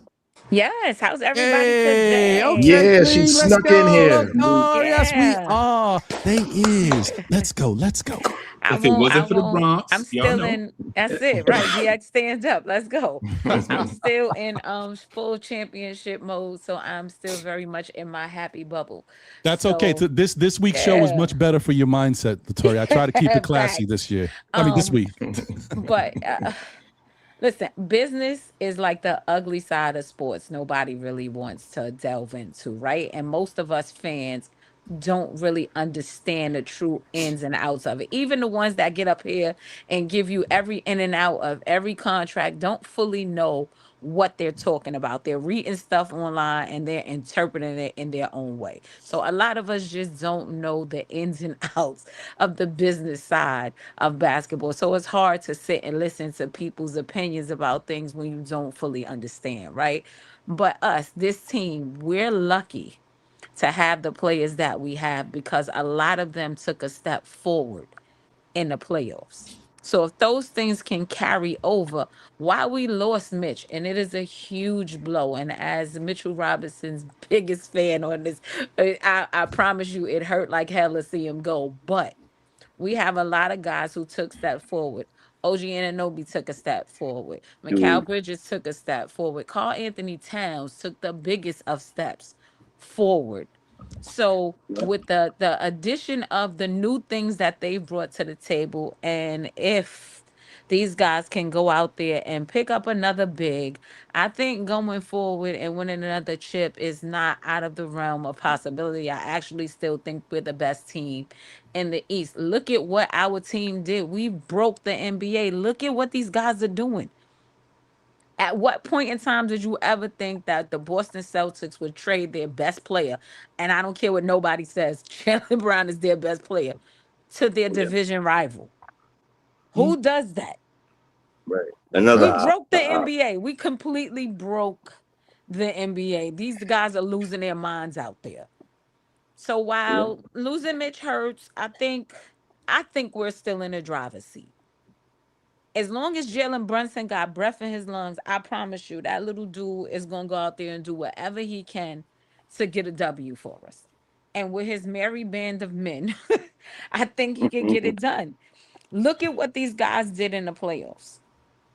Look at that. Look at what your team did. They blew everybody out of the water. And for as much as people try to tell you the San Antonio Spurs led X amount of minutes in every game, they dominated that team. They won in 5. And the San Antonio Spurs only outscored the Knicks in the first quarter of all of those games. After that, it was all us. It's fair. Facts. Yeah. That's fair. Yep. So if Y'all they're know, y'all do supposed know to we beat the be. Spurs 6 times this year, right? Yep. Yes, We we beat them did. 8 Yep. times. Yes, we We beat did. them 6 Yep. times. Facts. We beat them Right. 75% of the time, and the 2 losses that we Right. had to them was a total of 6. It was a total of 5 points. 6 I think it was points, five points. Yeah, 5 or Yeah. 6. Either way. Yeah, You know, 5 we- points, and we hoisted 2 cups. Sorry. Right. We Two sure Spurs Spurs are did. analytical If champs. there was We're real something to champs. win, if there was something to win this season, the Knicks went out there and won it. That's a Right. fact. Yep. They won the cup. They won the little shooting stars trophy Oh, that's true. That's right. and the That's right. thing. They won the Eastern Conference Finals. They won the NBA Finals. Like, if there was something of importance to win, they went out there and won it. That's a fact. Yeah. And That's this a is the fact. same team. The whole team, with the exception of Mitchell Robinson, is coming back. And you still have your same rookies that you continue to develop. Like, these guys are doing, the front office is doing the best job they can if they can't go over that cap. And I'm still happy with the product they're going to put out there on the floor. Oh, that's fair. That's fair. I agree with all that. That's a good point. Listen, Okay. that's the point. What you missing out there? What champagne you missing, Freezer? If I can find it, I'm gonna ship it to you. Hey, I'll Let's text go. it to you. I'll text it to you. Let's go. I don't want to say it on camera. I don't look like a lud. I'll text it I to promise you, I'm still. Yeah, I don't want to look with like Knicks a in lud. 5. That is my mantra for the whole summer. Knicks in 5. Every time I see somebody with Knicks gear, I'm like, hey, Knicks in 5. Knicks in 5. Mhm. Yeah. And they yeah. smile and laugh, and everybody in the general area laughs and says the exact same thing. Like, I promise you, I want to Right. celebrate more than I want to panic. You This know, it's team funny. hasn't Yeah, won I'm in 53 years. I 100%. don't want. I want to celebrate. People literally people did are change still my doing name. that, Tori. A lady, when I was walking to work 3 days ago, a lady was head to toe Nick gear, walked by Knicks in 5. I was like, okay, that's it. Yeah, that's what's Ron, happening. Ron, did you Like, notice it's I like- changed my name? I changed my name. Oh, that's what that means. I thought you was a new boy band, yo, like B2K, or I didn't know what you was. You're the new boy Let's band, my man. Didn't even ask me to be in the band. I'm so mad. Yo, you know what? That's so crazy. Yo, I had the craziest thing happen. I walked into the Stop and Shop, and this woman, she eventually told me she was 76, and we got into a conversation. She was dipped out. Her visor was a Nick. She had a visor, Nick, shirt, Nick, shorts for Knicks. She was Knicks out. She started talking to me about the old garden, and all these things, and it was amazing, man. And you're right. You walk around right now, and there's a lot of it's Knicks brought a lot of love and unity to, and I know we have to talk about certain things on shows, and it kind of makes like for a division, right? But the truth is that we're champions, and I see a lot of unity everywhere I go. That's a fact. In That's a that, fact. you know. Yeah. Let me read these. Let me read these 3 super chats real quick, and then just get around to everybody's final words. Because I know, I mean, you know, I appreciate y'all. I know some of y'all came a little late. Some of y'all been here rocking. I appreciate all of y'all's time, so I don't want to take too much of it for anybody. Today is the 4th of July, and I don't feel like it for me because, you know, life be life, and in my family, we gonna be home, so it is what it is. But it's also hot as hell, so I'm not really looking to be out there at the moment. So, but let me read these real quick and get around to everybody. Shout out to Paris Duggar. Thank you for the generous super chat. You know what it is. He said loyalty means more than heart. Wait, hold on. Let me read this right. Loyalty means more than. What does that mean? Love. Loving life or something, maybe? Loyalty means more than. Hey, Paris, can you send me another super chat explaining what this super chat means? Nah, I'm just joking. Yeah, I got a car payment, man. Nothing toxic. Man, can you make it a $10? No, I appreciate you, Paris, as always. I don't want to say this wrong, but I don't know. But I know it means something good. It's positive. Loyalty means more than the love of life. Nothing okay. toxic. Loyalty means more than the love of life. You kind of said that, and that makes a lot of sense. Knicks in 5. I mean, in 2K, whatever your name is. Appreciate that. All right, I'll work with that, Paris. I appreciate you. Shout out to my guy Heck, Latino Sports TV. Thank you for the generous super chat. And once again, Heck, I want to say it was great seeing you on Championship Parade Day It was such a dope experience. I hadn't seen you in so long. It was dope to see you. Appreciate you, my guy. Says, salute, fellas. In the words of the great J Boogie, salute, salute, salute. 3 capital S's. Hope all is well. Be safe, everyone. Stay healthy. Feel better, J Boogie. I'm still high off the championship parade. I hear you, bro. That was a dope time. We had a great time. It was really dope. I'm never going to stop saying how dope it was to see Worldwide West in person. It was so dope, man. When I said Worldwide West, I meant freaking... Why did I say that? Worldwide West. Like if I saw him, I didn't see him. I saw my guy Mayberry, man.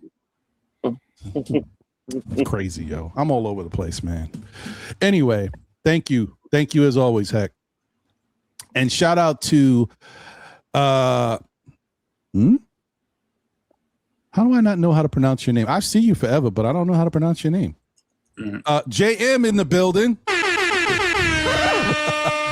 Thank you for the generous super chat. He said, we running it back. Watch. Love y'all to life. Blessings to the panel and to the chat. Yeah, I need a breakdown of how you actually say your name. If you could put that in the chat, that'd be dope, bro. Right. Appreciate you. All right. So let me do this. Oh, and before I go, hey, look at that. That's dope. I wish you could have cut off the bottom. I look crazy like leaning over, man. I'm too tall. That was a dope picture we took. How tall is Ron? Yeah, see it? 6'5", right? What are you, 6'5", Ron? Yeah, I'm 6'5". Actually, Freezy might be taller than me. Yeah, I don't know what Ron is, but Ron is more like 7'3". When he stood up, I'm like, yo, my God. You know what it is? I got long legs, so maybe that's why I feel like right, yeah. I'm taller. Yeah, 6'7" with shoes on, bro. Like walking the grocery store, and it's crazy, bro. But not for nothing, he also had like these 1976 platform shoes on. That could have been. I'm it. not sure. That might have been it. 11 in the Solid, baby. Yeah, solid, right. I'm gonna wear them next time we see each other. You got it. I got you, bro. One size fits all. Yeah, no doubt. Let me just say this real quick before I get around to everybody's final words.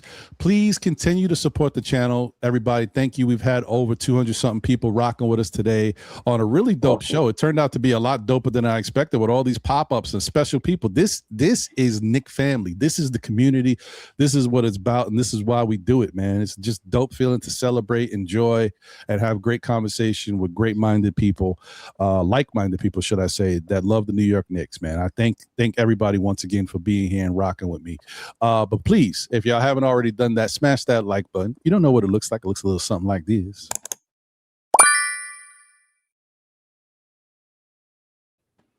Thank you, everybody. We're on the road to 10K. So please smash that like button. Tell your friends we out here rocking and supporting the show. And subscribe if you like the content. Okay. Let me see if Sim's back. Sim, you back? Sim might be eating, man. I had him up. He's been up here for a minute trying to get his lunch on, probably. I'll come back. Jay? Yeah, I'm not final words, my brother. Final words is that we're champions. And we should address each other as such. And we should enjoy this as long as we can. Some leagues around the corner, if you want to watch, I watch it. You know, I like to see basketball.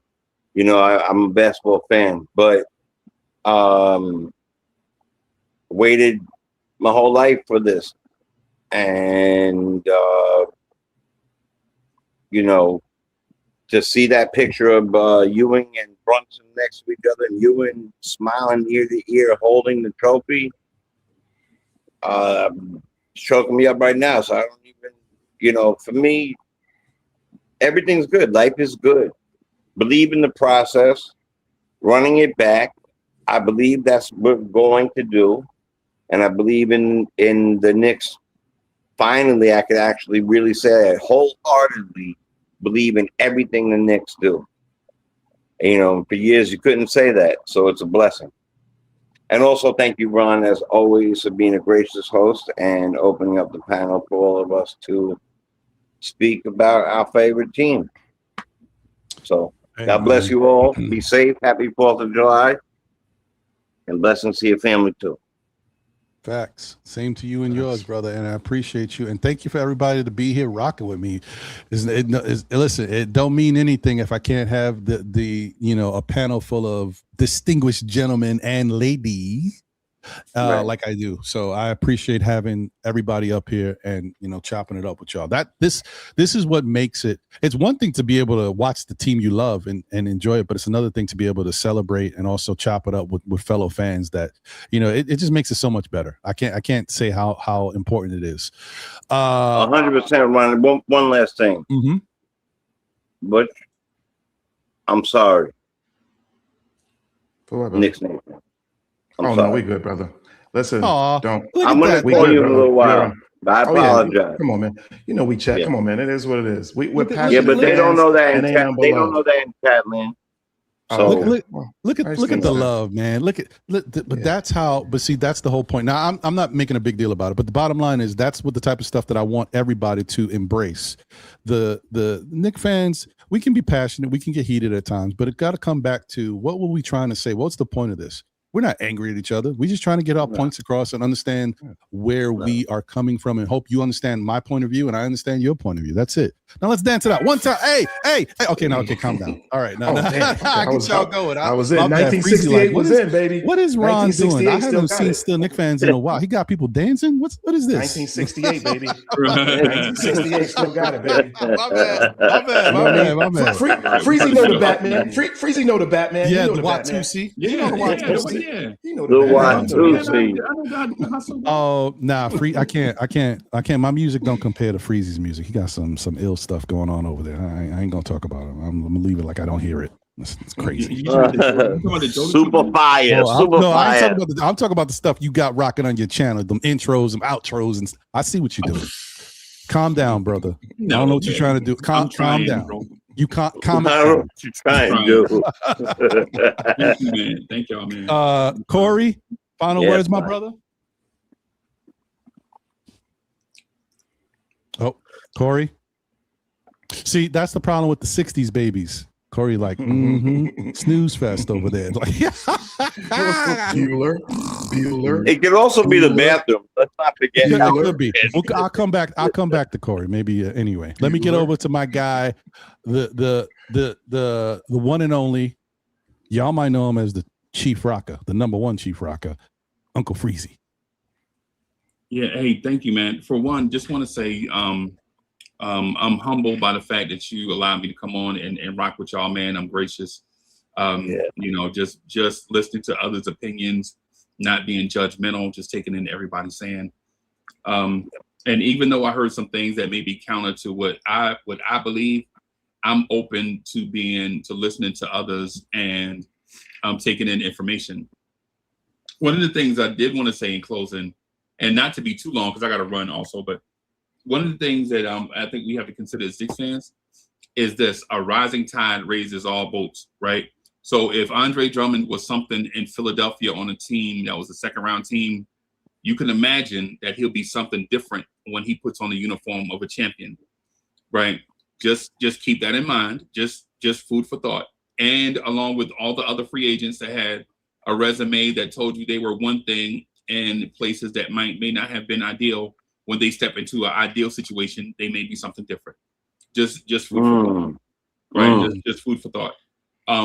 Also, just really quickly, I want to say thank you to all the content creators, everybody that's putting stuff out here in a year that we are the champs. Just having a place where we can just go and talk about, I was going to say rich people, but talk about championship problems is crucial, right? Right now we have championship level issues that we're dealing with. Before, these would have been pragmatic issues that may have stalled us out and had us fighting each other. Right. So, but that's all I got, man. I'm gonna get out of here. Thank y'all, everybody. Appreciate you, Freezy, as always. You rocking later today? Probably. And Echo and Essence. Ooh, yes. And maybe a little bit of, I don't know, I'll give you a ring. Listen, I don't know if y'all know. Hold on. The topic can be life, current events. It could be anything. It could be just going back in the day and thinking about how you were living. But you also might be able to get a little, a little blues, a little funk in your life, a little R&B action, music. if you want to see something a little different than the norm, everything doesn't have to be Knick basketball. It's also a lot of real life stuff going on. Check out Uncle Freezy's other platform, Echo and Essence. Right. Check it out. Yeah. Said that with the Barry White voice. Thank y'all, man. Appreciate you, man. Thank y'all, man. Maybe Thank we you, could do brother. the greatest R&B and hip hop collabo that Nas and Lauryn Hill. If I Rule the World, talk about that a little bit, maybe. Ooh. Then what he really means to say is Mary J. Blige, Method Man. I know what he means. I know what Already he out means. the gate, Freezy. You might love got that. one. You might got one. Hey, I love that. All right, brother.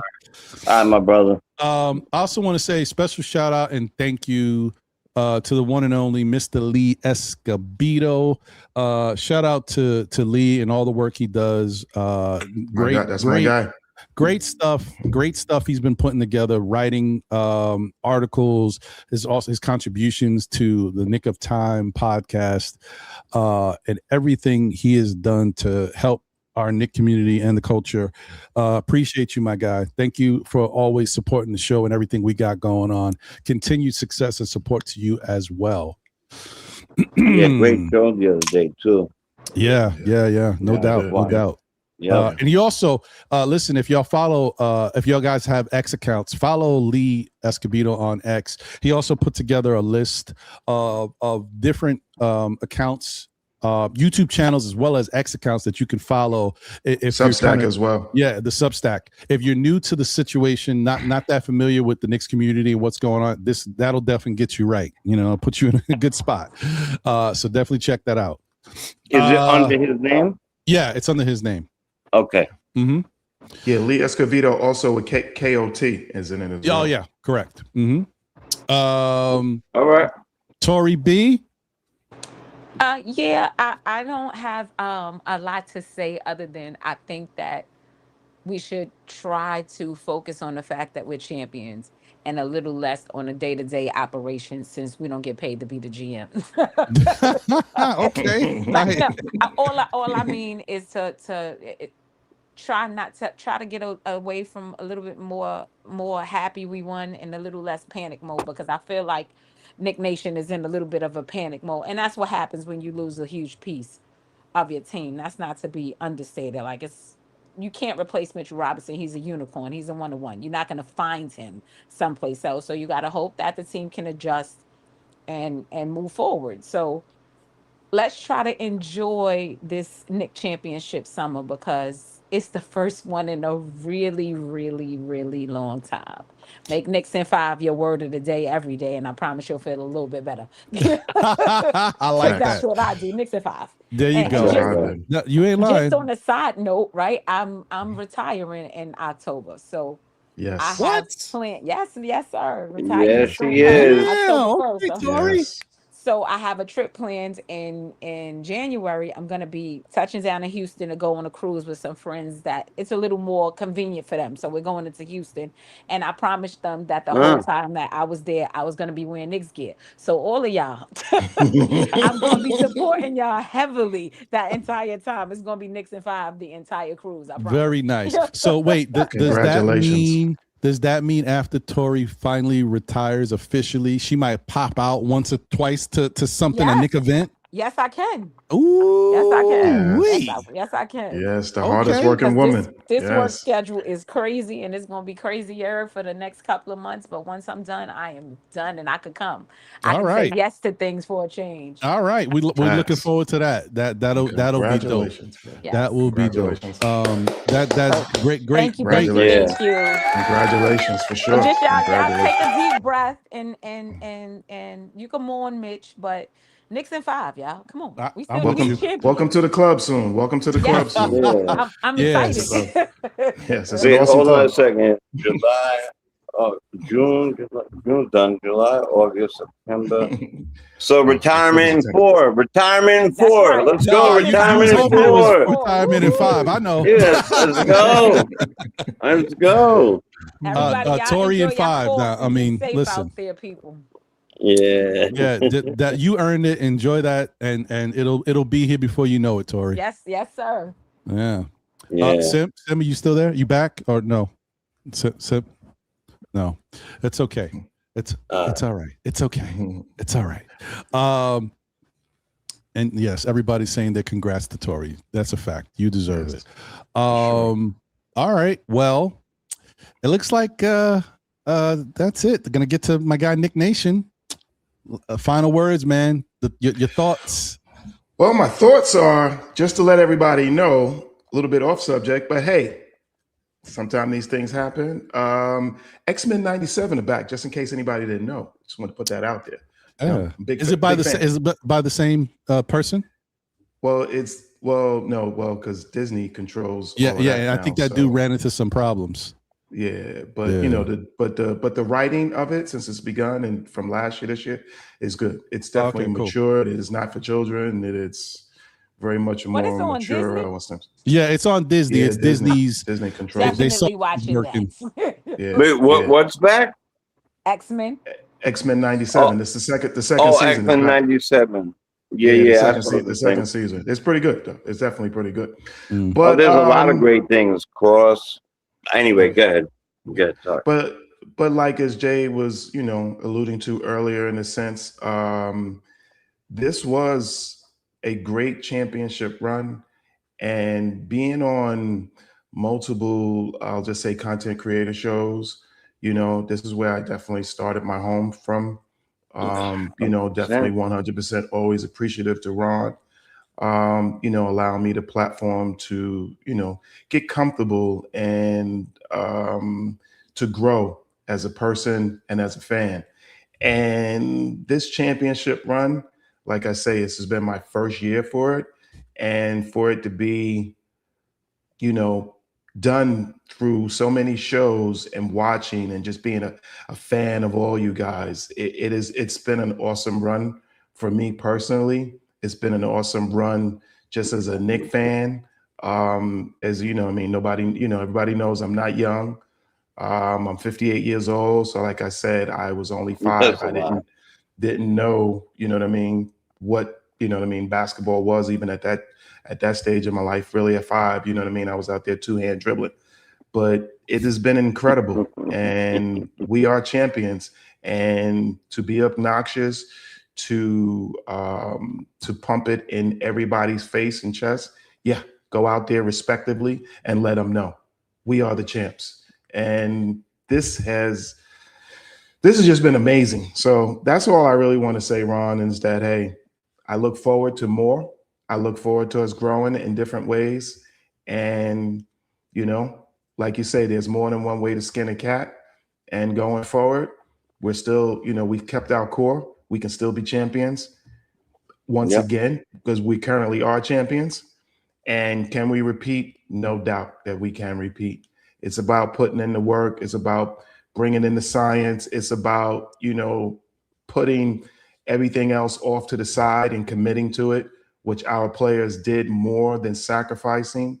We went from wanting to fire Mike Brown to praising him. Let's just all be honest. You know what I mean? There was an individual out there who screamed, fire Mike Brown, fire Mike Brown, fire Mike Brown. That same coach made that same guy to one of the better defending centers in the game, where for 10 to whatever 11 years of his career, he was always looked at as one of the worst as far as in that position. So things change, life changes. Let's roll with the punches. And Knicks in 5, baby. Knicks in 5. Knicks in 5. That's right. I got a super chat. Let me read the super chat real quick. Shout out to my guy Double A. Thank you for the generous super chat. He says, salute everyone. Sorry was working earlier. Loving the Drummond edition. Okay. Oh, I'm glad you're happy with that. Good. Hey, appreciate you, Double A, as always. Good to see you, my guy. Shout out to Wolverines. He says it's been a great year for Wolverines. There you go. And shout out to my guy Randu. Good to see you, Randu. It's X-Men 97. You like it? Hey, man, you know what I mean? It's interesting. There's a lot of people out here like that like the X-Men stuff. Yeah, I heard it's fire. And the greatest part for me is that I've been busy and I kind of keep putting it off. I got to still see the first season. I heard the first season is incredible. So I am like, can't wait because I'm gonna watch the first season, and by the time I finish with the first season, hopefully the second season will be done, so I could just go right into it. Yeah. Right. I got a big problem with waiting. I'm spoiled brat now because of my Fire Stick. So yeah, I get you. Yeah, it better be done. It better be done. I wasn't like this, but now I've gotten to the binge watching things. Like once I see one, okay, all right, I gotta watch the second one. Oh, here we go. Now I'm down the rabbit hole. But I just want to say thank you once again to everybody out there, man. Listen, there's a lot going on with this team, and I think Tory B said it best because that really is at some point as fans, we have to take a step back and let these people do what they got to do because we've been on them every year about moves and different things that's been happening. And then I keep saying this. By the end of the year, we're like, oh, okay, I see what they was thinking. Oh, this worked out. Oh, okay. Oh, all right. This. And after every year, we're seeing the growth. We're seeing another level up, another step taken. And then last year culminating, or this year, should we say, culminating with a championship. At this point, Mike Brown, Leon Rose, the front office, they deserve it. We gotta just let them cook. Let's see what it turns out to be before we criticize it. And not even we gotta give them so much cachet. They brought a championship for the first time in 53 years. We can't even get mad after the first month or two. We gotta let them rock out and see. Because the thing is, by the time the season is up, that's when we start to see if stuff is working. And that's when we're always like, oh, it worked. You know what I mean? So let's be patient and let the team do what it's got to do and hope that they understand. I mean, this is the same team that chose to build the team a certain way, not follow all the blueprint of what the younger teams, the OKCs, the San Antonios are doing. They followed a different blueprint and they won. So let's let them do their thing and see how it plays out. Right. But I want to say thank you once again to an incredible panel I had. Shout out to Sharif who came in and asked a great question. Dope. First time up on the panel. Thank you for popping in. Shout out to Tory B. Shout out to Corey Lee. Shout out to N5. My guy Nick Nation. Appreciate you, my guy. Shout out to Jay Chosen. Shout out to Uncle Freezy. Shout out to Wiz. Shout out to the Podfather Sim from NBK. Shout out to Juan. Is that everybody? I'm missing somebody. I'm missing one person. I feel like I am. Did I say everybody? Yourself, brother. Say yourself, Ron. Yourself. Oh, well, yeah. Ron yeah, is the only I was out here in these streets. Holla at me, man. You know. Shout out to Ron. That's right. Yeah, appreciate Shout out to Ron. Appreciate Pat that back, you, Ron. Pat that back, brother. You've you done know a hell of a job. Thank y'all. Appreciate it. Yeah. Yeah, man. I just want to say thank you to everybody. Hopefully, I didn't miss anybody, but if I did, it's not for lack of trying. It's just for as the Queen would say, my condition. I appreciate y'all, man. Thank you to the chat. I mean, I think the chat was good today. We had a little moment. Things got a little crazy, but it was okay. We brought it back quick. And like I said, it was the same thing we saw when what Jay said to Nick Nation. It's all about passion. It's all about differences of opinion and understanding where we're still on the same wavelength. We just approached it a little differently, and maybe it got twisted a little bit. But you know what? When you can be, first off, there's nothing wrong with being a man and saying, hey, I was wrong. Or, hey, maybe I approached it the wrong way. All of this is sports, y'all. This is life. This is our, how we live as people. We don't got to do things and be too crazy. There's a lot of wild stuff happening in the world. This should be the least of anybody's worries. Let me tell you something right now. This is for anybody out there, not just for this show. If you leave a podcast and that ruins your day, there's a problem. The podcast, a Nick conversation should not mess up your day and your spirit. So just think about that before you approach things. This is therapy, my friend. This is therapy. That is a fact. Don't let that be what messes up your moment. You listen. Let's see if I know the ledge. Know the ledge, folks. Know the ledge. That point where you're on it and you looking down, stay there. Don't jump. Stay there. I jumped out of it today. Yeah, you all right. We had a parachute. Right. You didn't know it was there, but you landed on it, brother. I feel like you grabbed me by the toe, but that's great. And I tried, bro. Good. I tried. You know what I mean? You know how it is. I got long All right. arms. You got long arms, and I got clean feet, so don't worry about it. Jay's got some good weight on him, so I had to go up under. I got to go up under the arms. Yeah, We You right. can't a grab Jay little by bit. toe. You can't grab Jay by toe. He's 77, so he really had to back down. Exactly. You see my back. You see my back. Yeah. You see what's going on? I already got served the papers. I got sued. Y'all are crazy, man. I just want to say thank you to everybody. Oh, shout out to my Facebook peoples as well. Once again, Andreas Nowak, Walter White. Shout out to Juan Lopez, my guy. Shout out to Lena Franklin. What's going on, Lena?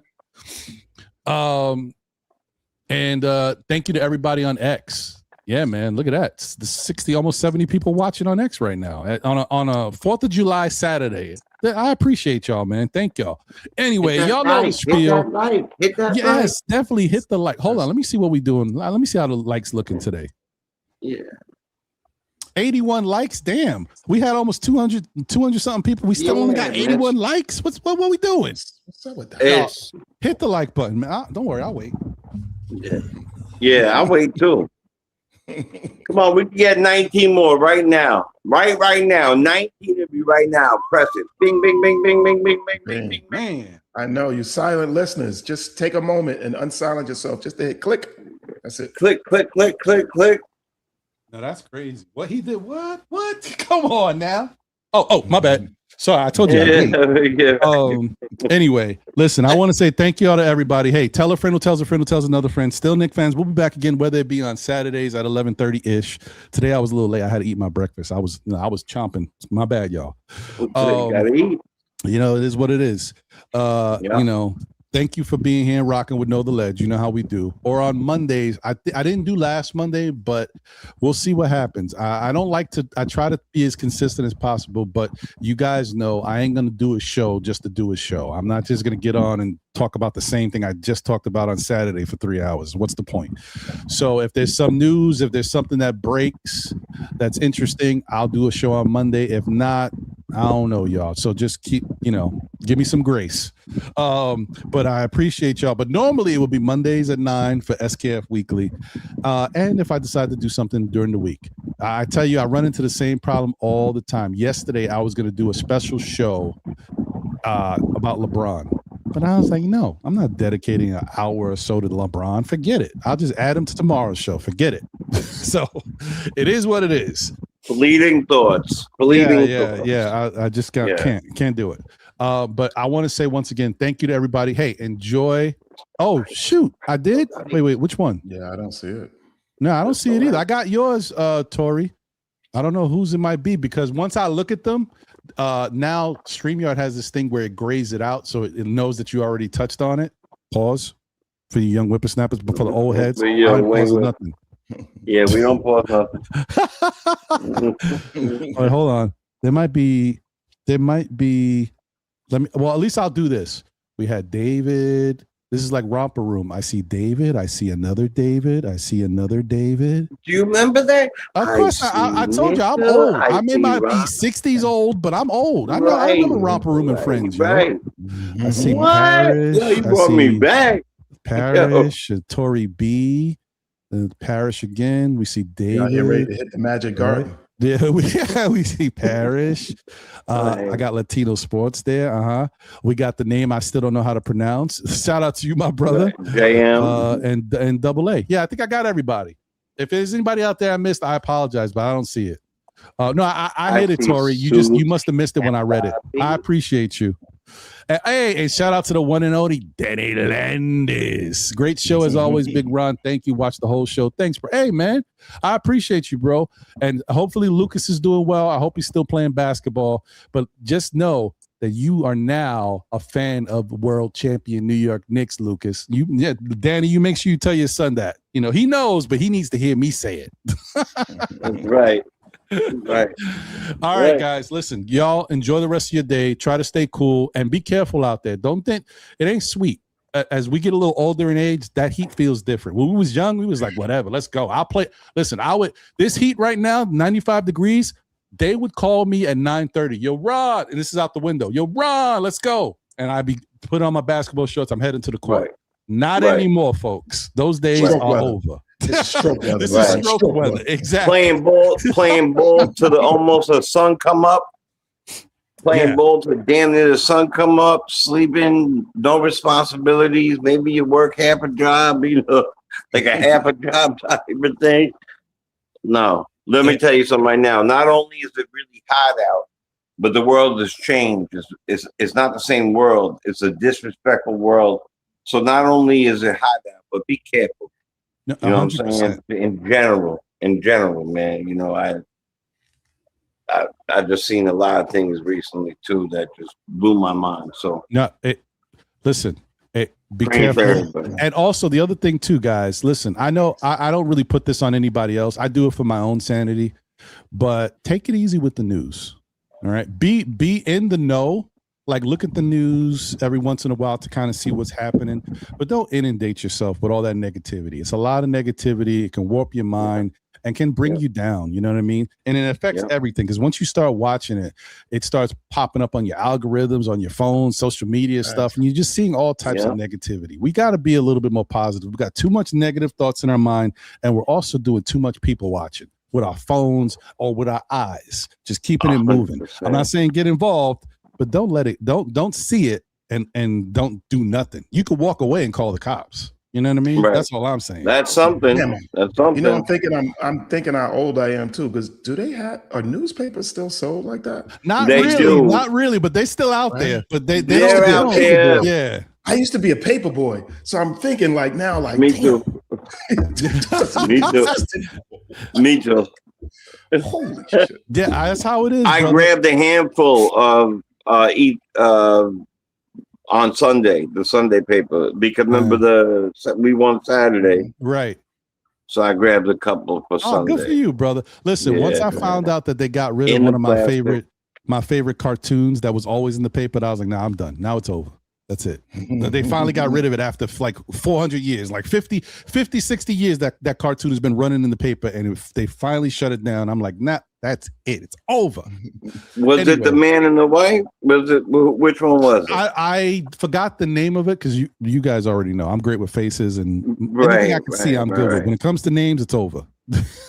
Yeah. I used to get it every weekend for the sports and the comics. It might be Life the has man. It changed. might be the Man and the Wife. I think the dude had glasses. I don't know. It could be. Yeah, the Stockhorns or something like that. Something like that, right? That's it. Yeah. I don't remember the full name. That was the best. Talking about the original, that they were like Archie Bunker and George Jefferson type of things. Like they would say things to each other. Yeah, exactly. Yeah, man. See, that's why we kindred spirits, folks. Yeah, we just know. We just know. Yeah. All right. Y'all take it. Y'all take care. Take it easy. Get something to eat, guys. I appreciate y'all rocking. And let's go Knicks, man. Let's go Knicks. Let's go Knicks. Knicks in 5 until next. That's right. In 2K. I mean, in Knicks in 5. Right. Yeah. My bad. In 5, baby. 2K. Baby. Hold on. Later, y'all. I can do the backup. We out. We out. See if I know the ledge.